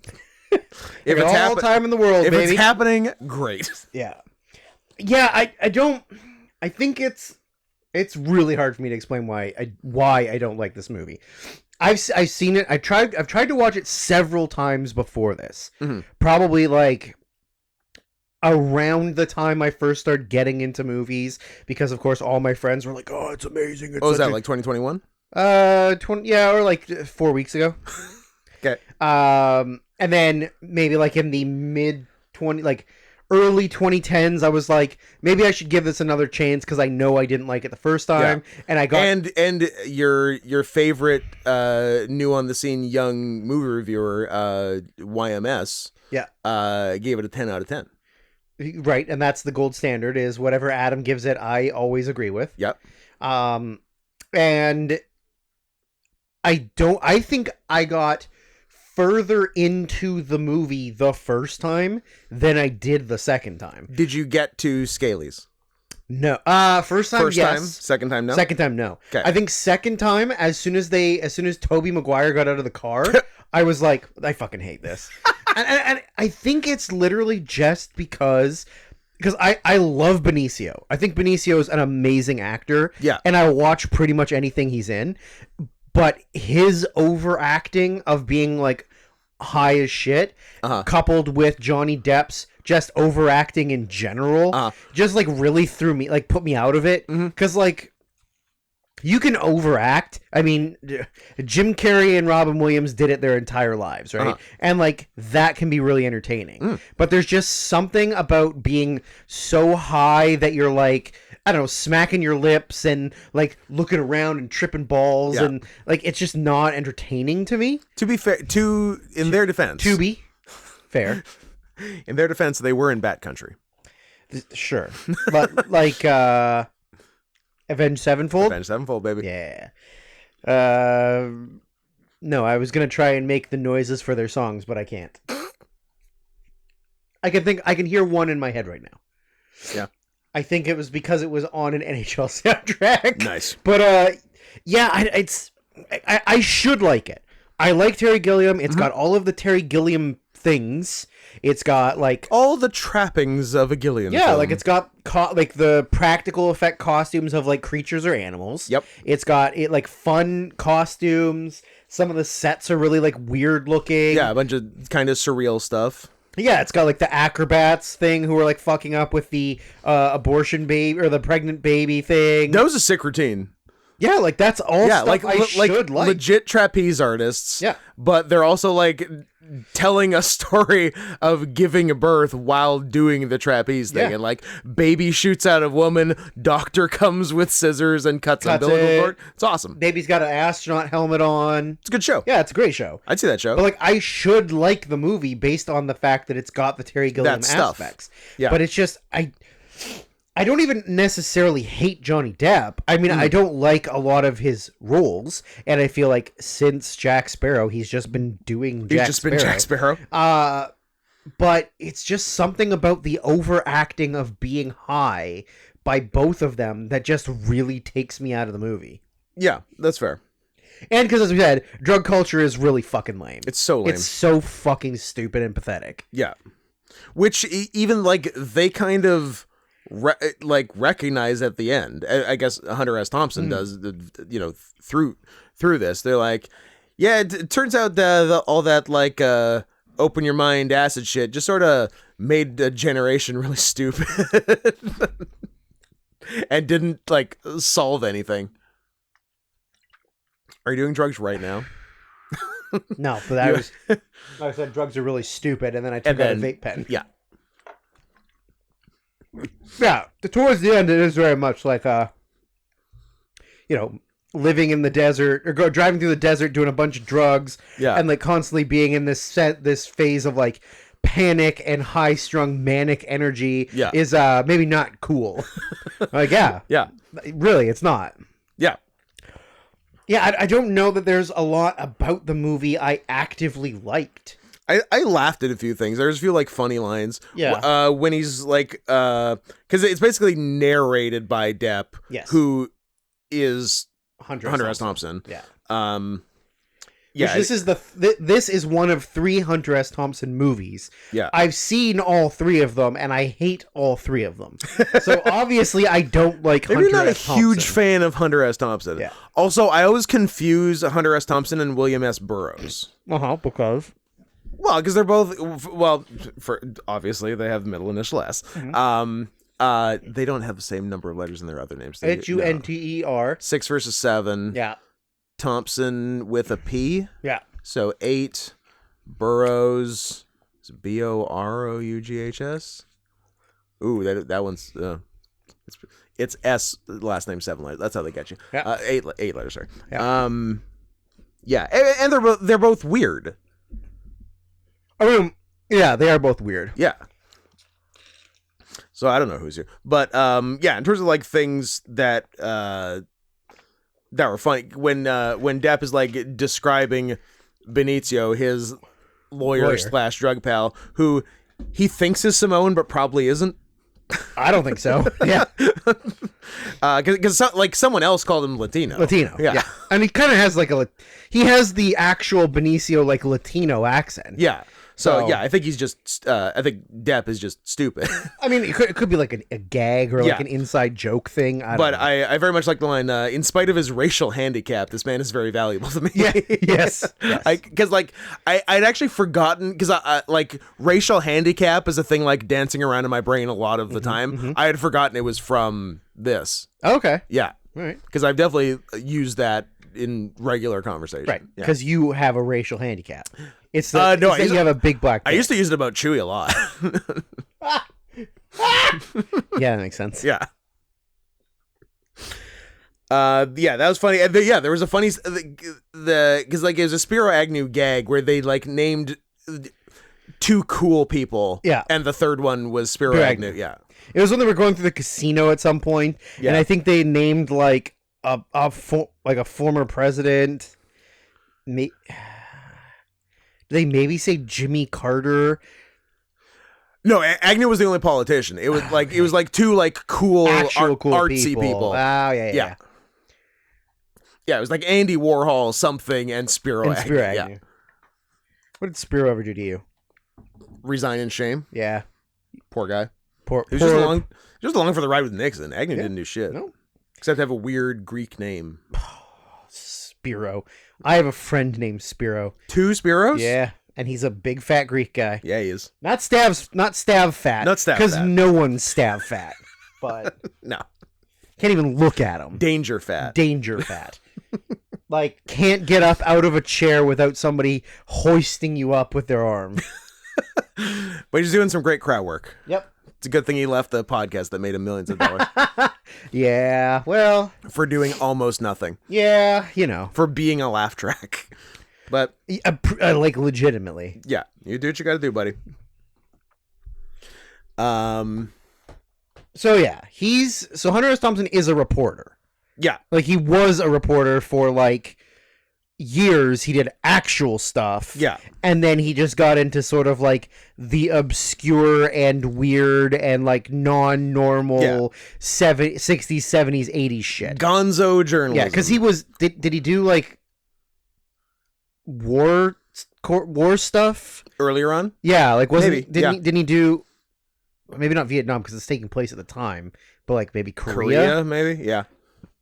I don't remember, but he was an actual real journalist. Yeah. And then just kind of like found drugs. Found a cooler way to live his life. Yeah. And now like, I'm gonna keep being a reporter, but I'm gonna report on weird stuff and get this, be high. Oh, we lost him. We lost him, but we lost him way later than I thought. 2005. Yeah. Cause he's in this movie. Is he? Yeah. He's the other Duke in one of the flashbacks. Oh, okay. Because I saw that in the credits. I'm like, oh, like, I would have bet he died in like 1976. That's what I would have thought too. Yeah. 05. Hunter S. Thompson saw 9/11. That's wild. Hunter S. Thompson did 9/11. He was in the United States Air Force in the 50s. Army man. He was an airman first class. But obviously, like, didn't see any action because. But he went to FSU, Florida State. Correct. He did sports editing. Seminoles. Sports editor. Seminoles. Gators. Seminoles. Seminoles. Florida Gators. Florida Gators. Yeah. Florida Gainers. It's where you do big dives off the high board. Oh, I thought they were. I know. I thought they're the Florida Gainers and then the Tallahassee Feeders. Yes, yeah. Tallahassee Feeders. Yeah, he was like a sports reporter early on in his career. He was honorably discharged in 1958. Good year. Then he just became. He did Eisenhower's in the White House. He just did sports writing for a long time. Sports. My finger hurts. He moved to Puerto Rico. I'm gonna have to ice this finger. I can't believe I'm even doing this podcast. It's my finger is more bruised than when this podcast started. I might lose this finger because I didn't take the day off and worked hard. And because you were bad at doing pins? Yeah, I dropped the garbage can on a man. Yep. And then I did like a fun, showy pin and fucking Owie! Jammed my thingy. Everything else did was you kiss fine, it better? I did kiss it better. Anyway, sorry. So that's fine. So it looked like by the mid-'60s, he was already sort of doing like investigative journalism. Yeah. He investigated the reasons of Ernest Hemingway's suicide. I think it was because he was a severe alcoholic. You know.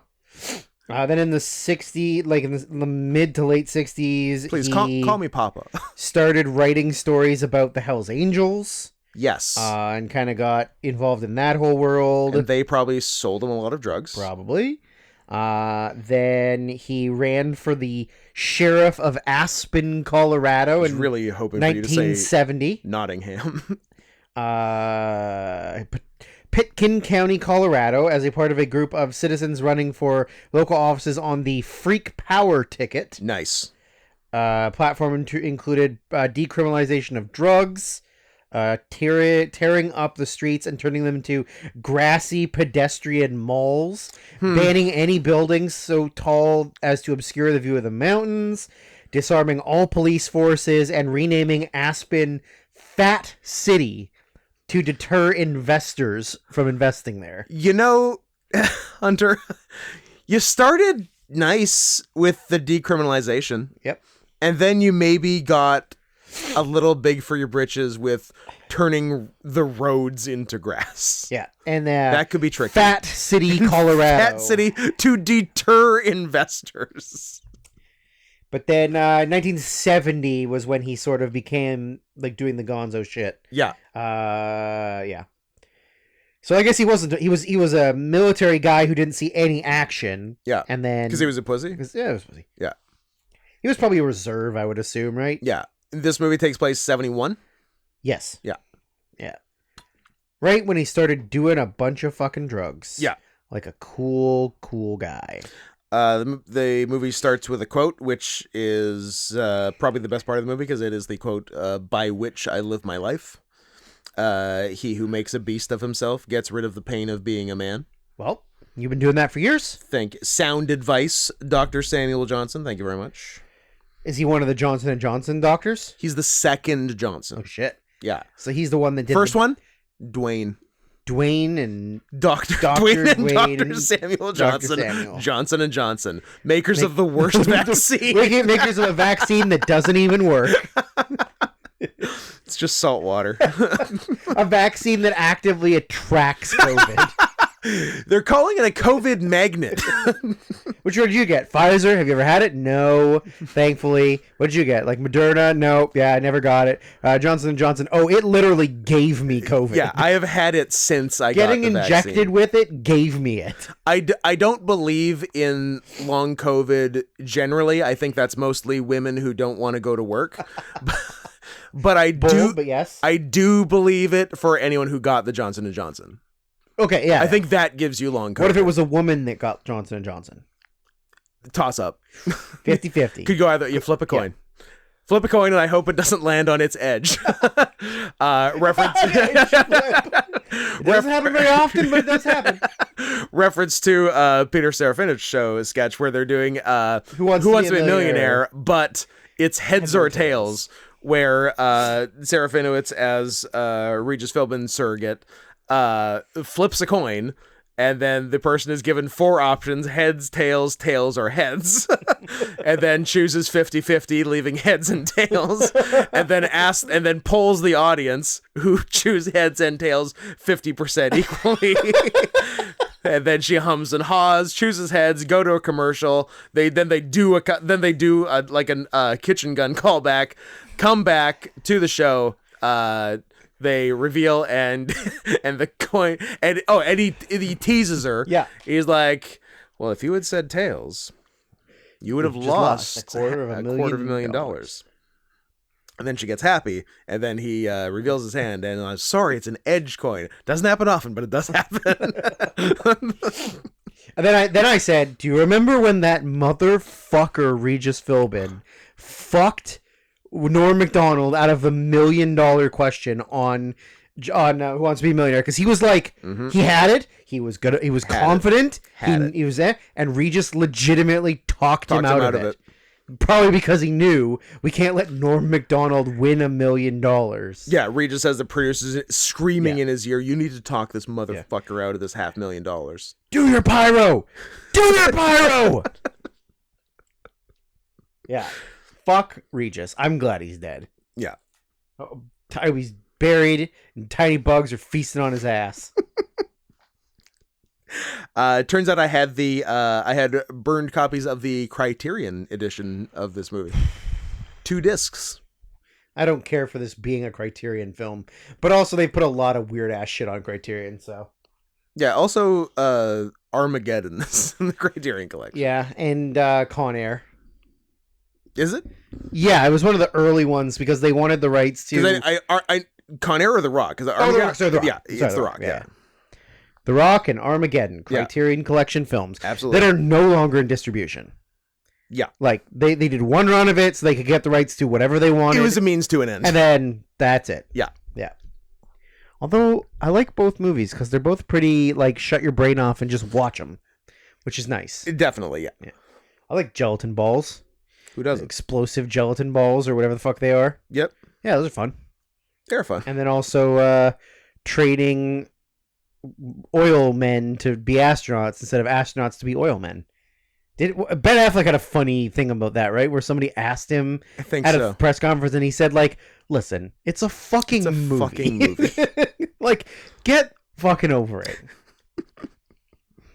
Yeah. Has Benicio done much lately? I feel like I haven't seen him in a while. Not a ton, but I mean, he did the 2 Sicario movies. Yeah. And then Regular and Day of the Soledad. Yeah, I don't know if he's done a ton of stuff. I would like to see more of him. Yeah, he's pretty great. He's great. What do you got here? He was in The French Dispatch. He was. He was. That's right. He fucked Léa Seydoux. Oh, he did that Soderbergh movie that he came back from retirement to do. No Sudden Move. Remember, it was him and Don Cheadle. Oh, and yeah. Nobody saw it. And I was definitely part of that nobody. Yeah. But I forgot that existed. David Harbour, John Hamm, Ray Liotta, Brendan Fraser, Kieran Culkin. That's some folks. But yeah, nobody saw it. I think it went right to Netflix, and it was just whatever. You know what's good? The Informant. Yeah. I like The Informant. Yeah, The Informant's good. Yeah. He did. Yeah. There's like a one out now on Netflix. It just came out. Reptile. Got tails? I don't know. Following the brutal murder of a young real estate agent, a hard detective attempts to uncover the truth in a case where nothing is as it seems. I think it was at VIF. It could have been. Yeah, but it's on Netflix now, so there's that. There you go. He was in Dora the Explorer and the Lost City of Gold. He was. Did I see it in the theater? Yes. Was I disappointed that they aged up Dora? Also, Were you allowed to be in the theater? Scott, that doesn't seem like 200 meters. Well, what they don't know might hurt them. Holy shit. Did we know that whoever's been paying for Bond movies needs to start paying for Bond movies, because he's in 1989's License to Kill. Really? Yeah. Dalton. Yeah. He must have a smaller role in it, but he's in it. Huh. Well, Weretib, Antifa Catboy, other Carl H., you're in the mix. You're clearly a Roger Moore fan. Yeah. Let's do it. Let's give Roger a break. And let's do a Dalton. He's also in that, is it HBO? Escape at Dannemora. Oh, the miniseries directed by, of all people, Ben Stiller. Yeah. But he's in that. So, I mean, he's been doing stuff, just like not a lot of big movie stuff. Big things. Yeah. Oh, he's in Big Top Pee-wee. Hell yeah. Hell yeah. There's another kind of funny thing. Well, I think it was just like a newscast or something, like illegal drugs have killed 40 GIs in Vietnam this year. And I'm like, yeah, okay, so 40 illegal drugs, 50,000 other. Yeah. Yeah. We got to see Tobey Maguire with some fucked up hair. Which is weird because he's not even old. No. He's pretty young. 1998. Yeah. It's pre 4 years pre Spider-Man 1.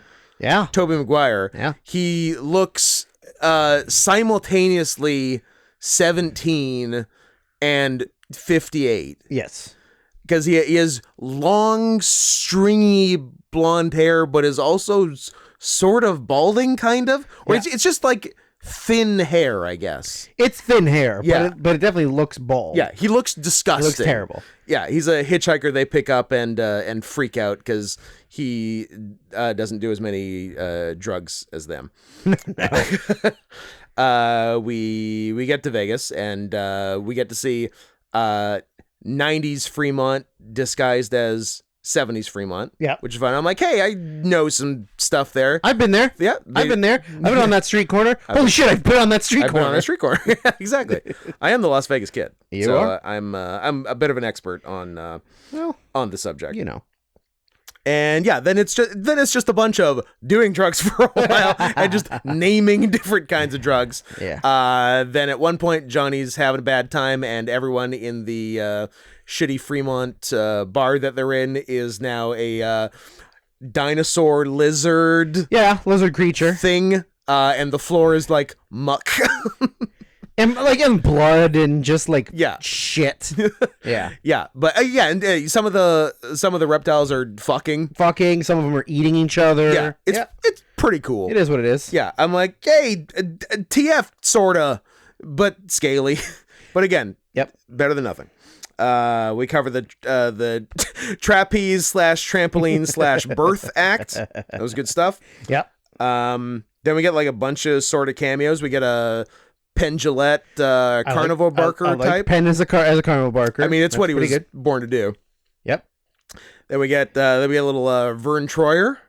Oh yeah. As little was he a? He was like a waiter or something, or was he just a guy? No, he was a server or waiter or whatever. Yeah, and then he like throws all the change on the floor for him to pick up. And he was credited as Vern Troyer. Well, I don't know. So was he going through an urban phase or something in the late 90s? That was, I'm like, why? And then, then just like, I think they're finding their way to the 70s fucked up version of Circus Circus. It's called like Bazooka Circus or something. Yes. A clown / circus themed casino. Vern J. Troyer. Vern J. Troyer. Oh, he's also in My Giant. Was he the Giant? He's one of the LPs that wrestles. Yeah. George A. Good stuff. George A. Mirzan. I love that movie. Love that movie. Anyways, continue. Do you think he's your Giant? Could be. I mean, he's dead, but could be. When you watch the movie, do you feel like he's your Giant? I do. Yeah. I do. They're the two of them were just like having a conversation at the bar while completely tripping balls, and like Johnny just like looks past Benicio and says, "Oh look, there's two women fucking a polar bear." Yes. And Benicio's I was like, where? I was gonna say I was kind of really hoping they would show it. Yeah. And then but like just shit like that annoys Benicio because he's having like a different trip than Johnny's like, don't say shit like that. Yeah.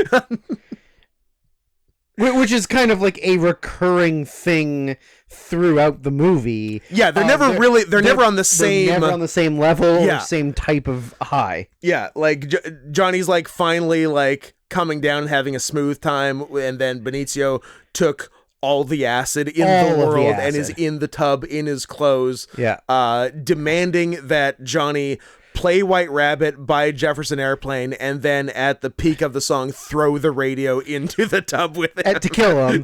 And then Johnny like calls his bluff and he like cowards out about it. Yeah. Yeah. Damn, 90s Cameron Diaz was really cute. I forget that. Yeah. She was. She really was. She looked good. I mean, she's probably not bad now. I don't think she's bad now, but like, it's not like I've seen her in I don't know how long. I was gonna say she's done less than Benicio del Toro. Yeah, I think she actually like straight up quit.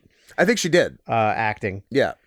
Remember when she did all that like early on in her career, like BDSM porn shit? Yep. I mean, no.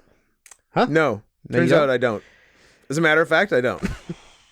Apparently, she retired sort of in 2014, and then 6 years of Obama was too much. Apparently, she just did a bunch of like book stuff, like writing books, and she was doing health and biotech startups, and then but now she's did a movie this year. So Bad Teacher 3. She's back in the New York groove. Yeah, good for her. The movie she did is called Back in Action. That's almost the New York groove. It's Jamie Foxx, her, Kyle Chandler, and Glenn Close. Are going to be distributed by Netflix with no definitive release date. We get Cop. Sorry, it was the movie that they were filming when Jamie Foxx had his weird medical problems that they like hid, and then when he came out of all of that, everybody said he wasn't actually Jamie Foxx. He was a actor playing Jamie Foxx. That he didn't look the same because his skin was too light and he talked differently or whatever. Why would you choose to be gay? Why would you need to replace Jamie Foxx? Because he's an Oscar winner. I don't think he's that integral to society that perish the thought if he died, we wouldn't be able to go on. Well, some people might not be able to, man. No? No. Ray? I mean, it was the best movie of 2004? 2004. Checks out. He had multiple strokes and brain injuries. That's not good. Yeah. You don't want to have those. Especially not at, how old is he? Like 55? I'll give you 55. Eric Marlon Bishop. Well, that doesn't sound like Jamie Foxx at all. Sure doesn't. With 2 X's. Oh, also shout out to our new favorite wrestler, AR Fox, who we just learned the AR stands for real. Real Fox. Now, Mr. AR, if that is your real name, and I believe it is, now that this information has come to light, you got to start foxing it up. More Fox. Yeah. Ears, tail, less gay for pay porn. Less gay for pay porn. Yeah, because right now you're doing almost no Fox, which is not something I'm looking for from a real Fox. Yeah, if you're gonna call yourself a real Fox, get on it. Maybe be a real Fox. Yeah, pussy, but also our favorite wrestler. Gay pussy. Did you under your breath mutter "gay pussy"? I don't know. You tell me. First of all, gay pussy is pussy. Yeah, that's true. That is true. You know what? You got me there. We got Cop Gary Busey. Yep. Who says maybe one of the funniest things in the movie. He I don't remember like the wording of the line, but he did ask to after their business was concluded. Yep. He did ask for kisses. Yeah. Because all I have written down. Okay, before you go, can you give me a little kiss? Yeah. I'm awfully lonely out here. Yeah. Is what he said. Yeah. All I had written down was kisses for Busey. Yeah. Well, that's before Gary's brains were like all over the floor. Yeah. I mean, they still were a little bit, but like this is going to be one of his last actual acting gigs before he was just Gary Busey. Yes. Yeah. Because I don't think because like with Busey, he's crazy, and that's early-ish 2000s. Early-ish 2000s, yeah. But he had a motorcycle accident, didn't he? Yeah. And then that was sort of like what pushed him over the top of being a crazy person? Well, yeah, he had the motorcycle accident, and his brain was removed. Yes. Yeah. He's brainless. He had the Shibata treatment. Ah, the Shibata. Yeah. They had to remove his brain. Yeah, Kisses for Busey. Oh yeah, another funny line I enjoyed. Our room service tab had been running somewhere between $29 and $36 per hour for 48 consecutive hours. I don't know how that happened. But also, can we do that? Yes, I would love to do that. I'd love to do that. His motorcycle accident was in 1988. Oh yeah, so this is well after the fact. Yeah. But yeah. I was thinking, like, I don't think the accident was after 98. I forgot he endorsed Big Don. Of course he did. And Newt Gingrich. A Newt man. And for the 2012 campaign. Nice. You know, I was sort of shitting on Clint earlier for Romney, which I guess at the time you should be shitting on him for, but like later Romney, like big face turn for him. Well, attempted face turn. I don't know how he well. He did okay. I mean, it worked, but yeah, better than I'd expect. Yeah. Oh yeah, absolutely. Man, poor Gary has not done a lot of things. No. It's mostly just been things making fun of him. Yeah, that's sort of his deal now and for the last 20 years. Yeah, the last like thing he was in the Entourage movie in 2015. Nice. And that's like everything else after that is just like voice acting or like random cameo appearances or stuff as himself. But even like before that, Piranha 3 Double D. Hell yeah. In 2012. Was he one of the fish? He was one of the D's. Nuts. And like not a lot before that. Like but like literally between Fear and Loathing and Entourage, he did 5 actual movies. And the rest are all just like straight to video on demand. Yeah. Like he did one called Man Eater that has a tiger on it. Oh. Go on. I don't know anything about it, but he did that. A tiger is loose on a this is how you know it's a good movie. Uh-huh. A tiger is loose on a small town, and only a young boy, a sheriff, and the hunter to destroy the beast. That's how you know it's a good movie. I feel like that second sentence was perhaps missing some vital words. Yeah, you know. Just a few. Now, you know the question, Scott. I do know the question. Or even more of a statement, and then you can deal with it as you may. Imagine having the balls to... What are you watching or listening to? I was seeing if it was on Tubi. Oh, that actually wasn't. I have a different question. Oh. Why aren't we watching Maneater? Is it on Tubi? No, it's not. But also it appears to have a real tiger. Oh. So nice. A trained tiger, I guess. Okay. All right. My question to you, or at least the hypothetical, imagine having the balls. Okay. The cojones. To call Christopher Maloney an F-slur. Even if he's being an F-slur. That's true. You know what? That's a beef. That's a beef. Yeah. Full head of hair Christopher Maloney is playing the desk clerk. Yep. At a hotel. At the hotel where Johnny has left Vegas and come back to Vegas to report on crazy, like wacky racist, a wacky racist type situation, and now has been sent right back to report on the DA's convention. And one of the DAs who's he's from ER.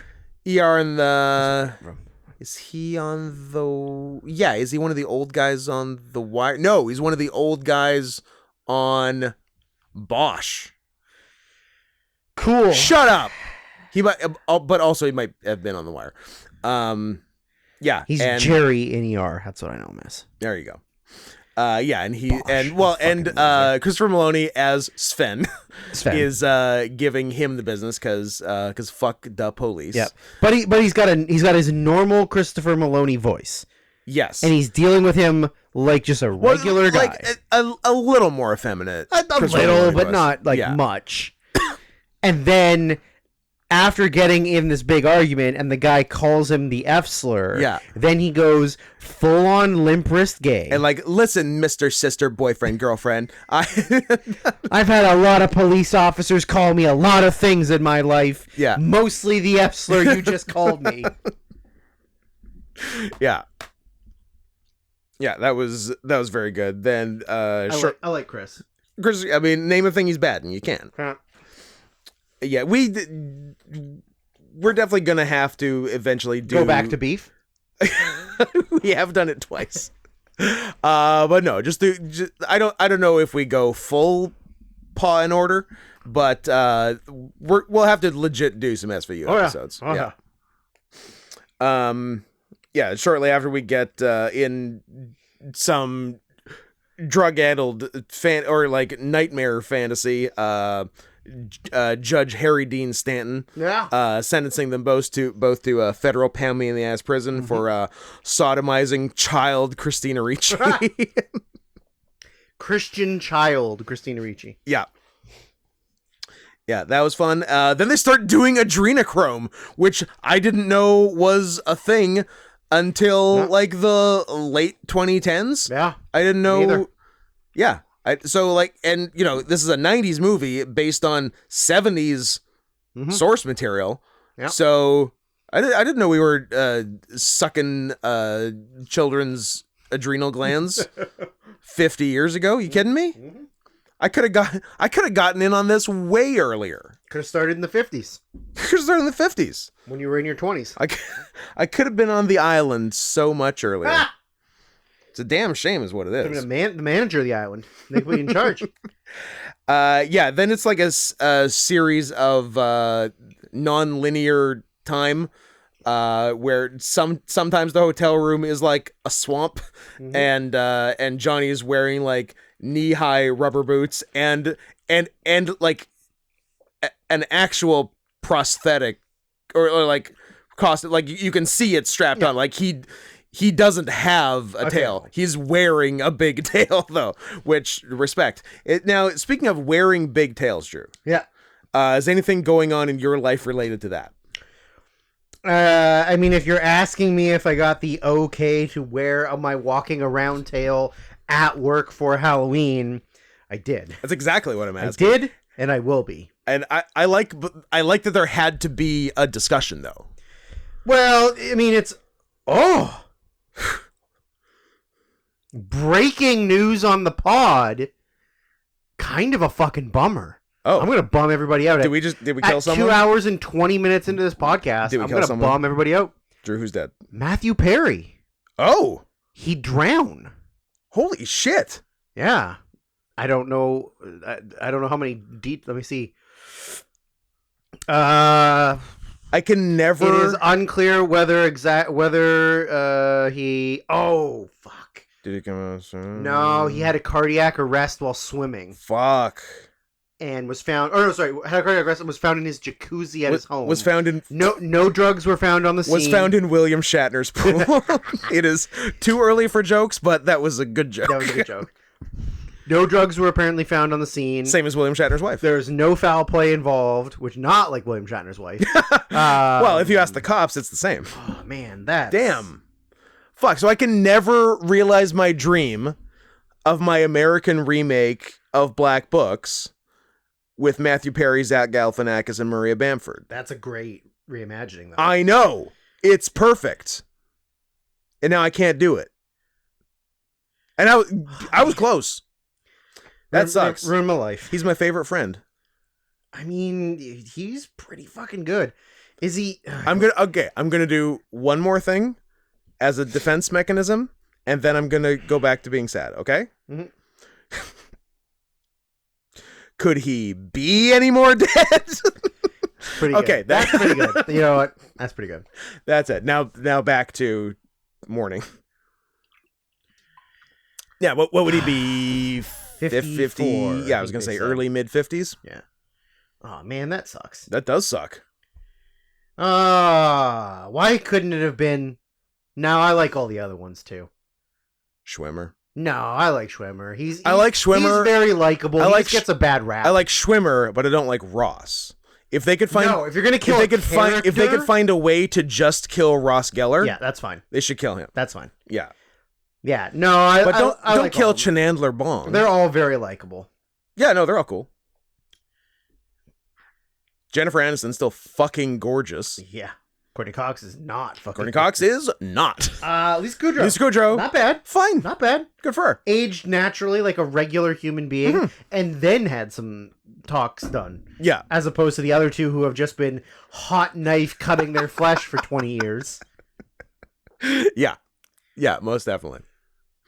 Man, I was like, what's even... The whole 10 yards. I mean, the whole 9, the whole 10. What else, man? 17 Again's pretty good. Fools Rush In is pretty stupid, but also fun. Almost Heroes is a horrible movie. Sure is. Serving Sarah is pretty great. Oh, man. Now I'm bummed. Yeah. 3 to Tango. Yep. Oh, man. And then he just stopped making movies because nobody could trust him. That's pretty true. Matthew Langford Perry. Langford. That's waspy as shit. Yeah. I like that. Damn. R.I.P. Matthew Perry. Breaking news. Although you've already known about this for a bit. Maybe you haven't. Maybe you're not. Maybe you're not up on the current celebrity deaths. Also, maybe you're just like, I don't know what Friends is because I was born in 2002. Fuck you. Get off my podcast. And yeah, maybe we're looking up. Oh yeah, maybe we're your only news source. I mean, we are the news. There are worse places to go. He's Canadian as well. Oh.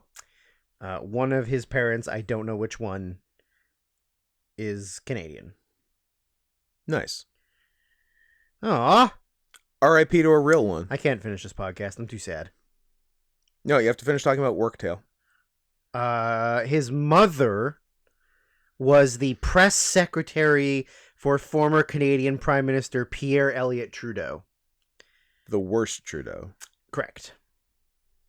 Well, say what you will about this guy. He's the worst guy. Only because of one bullshit policy he did. Actually barely know any of his policy besides putting French on all labeling. Which, besides that, who cares about the rest of the policy? You could have been the best goddamn Prime Minister of all time. I'm glad he's dead. You ruined our lives, and I'm glad you're dead. I'm glad he's dead. Anyways, yeah, so I had to have a conversation about how much fluff would come off the tail. What's the fluff and situation is it going to be in the way? And so I will not. They're like, so you're like a lynx or a bobcat, so it's going to be a very like unintrusive kind of tail. And then I committed assault for implying that I would have a tiny tail. Yeah, you're like, I'm a goddamned proud Asian American snow leopard. I have a huge fuck ass tail. And somebody asked me like, so is it like a butt plug? And I was like, you motherfucker, that is not where fucking tails come from. No jury on earth would convict you for killing that person. I know. And then I was is it like a but then plug? I said the funny part was like, well, technically it was made to be a butt plug. That's and we true. had to ask them to not put the butt plug part and just put belt loops. Yeah. Well, no, just get the tail. Just get the tail and then have belt loops put on. Yeah. So I will not be wearing... It is cheaper without the plug, though. I will not be wearing the comically oversized one, though, for fear of getting it dirty. Right. So I will be wearing the one I have to wear for matches when I have to do blood. Yes. So the tail will have blood on it, and then I'm just going to rub it over all the stuff. Yeah. And now real and fake blood on it. Yes. Because I got fake blood. I didn't actually check for real blood. Maybe you didn't. I should have. Maybe it stayed pretty clean. Yeah, I don't know. Been. Yeah. So that's the story of Worktale.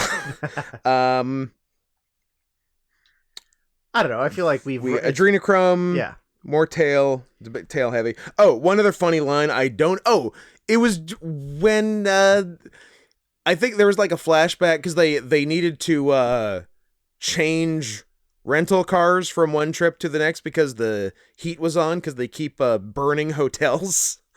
And then it turned out they just stole the second car, but not before vandalizing it. And then when people were getting mad at him for just publicly vandalizing someone else's car and then stealing it, his response was yelling at them, "You people voted for Hubert Humphrey, and you killed Jesus." funny line. That's pretty funny. Yeah.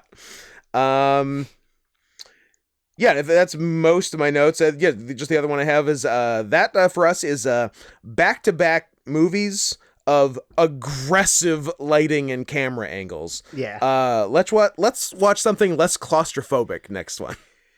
Should we do a live? Ooh. I should have been doing it already because because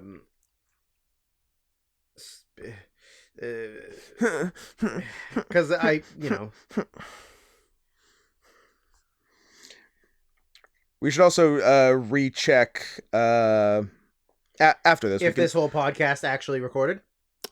Certainly worth investigating, because it is my favorite podcast of all time, and I hope it is not lost to the ages.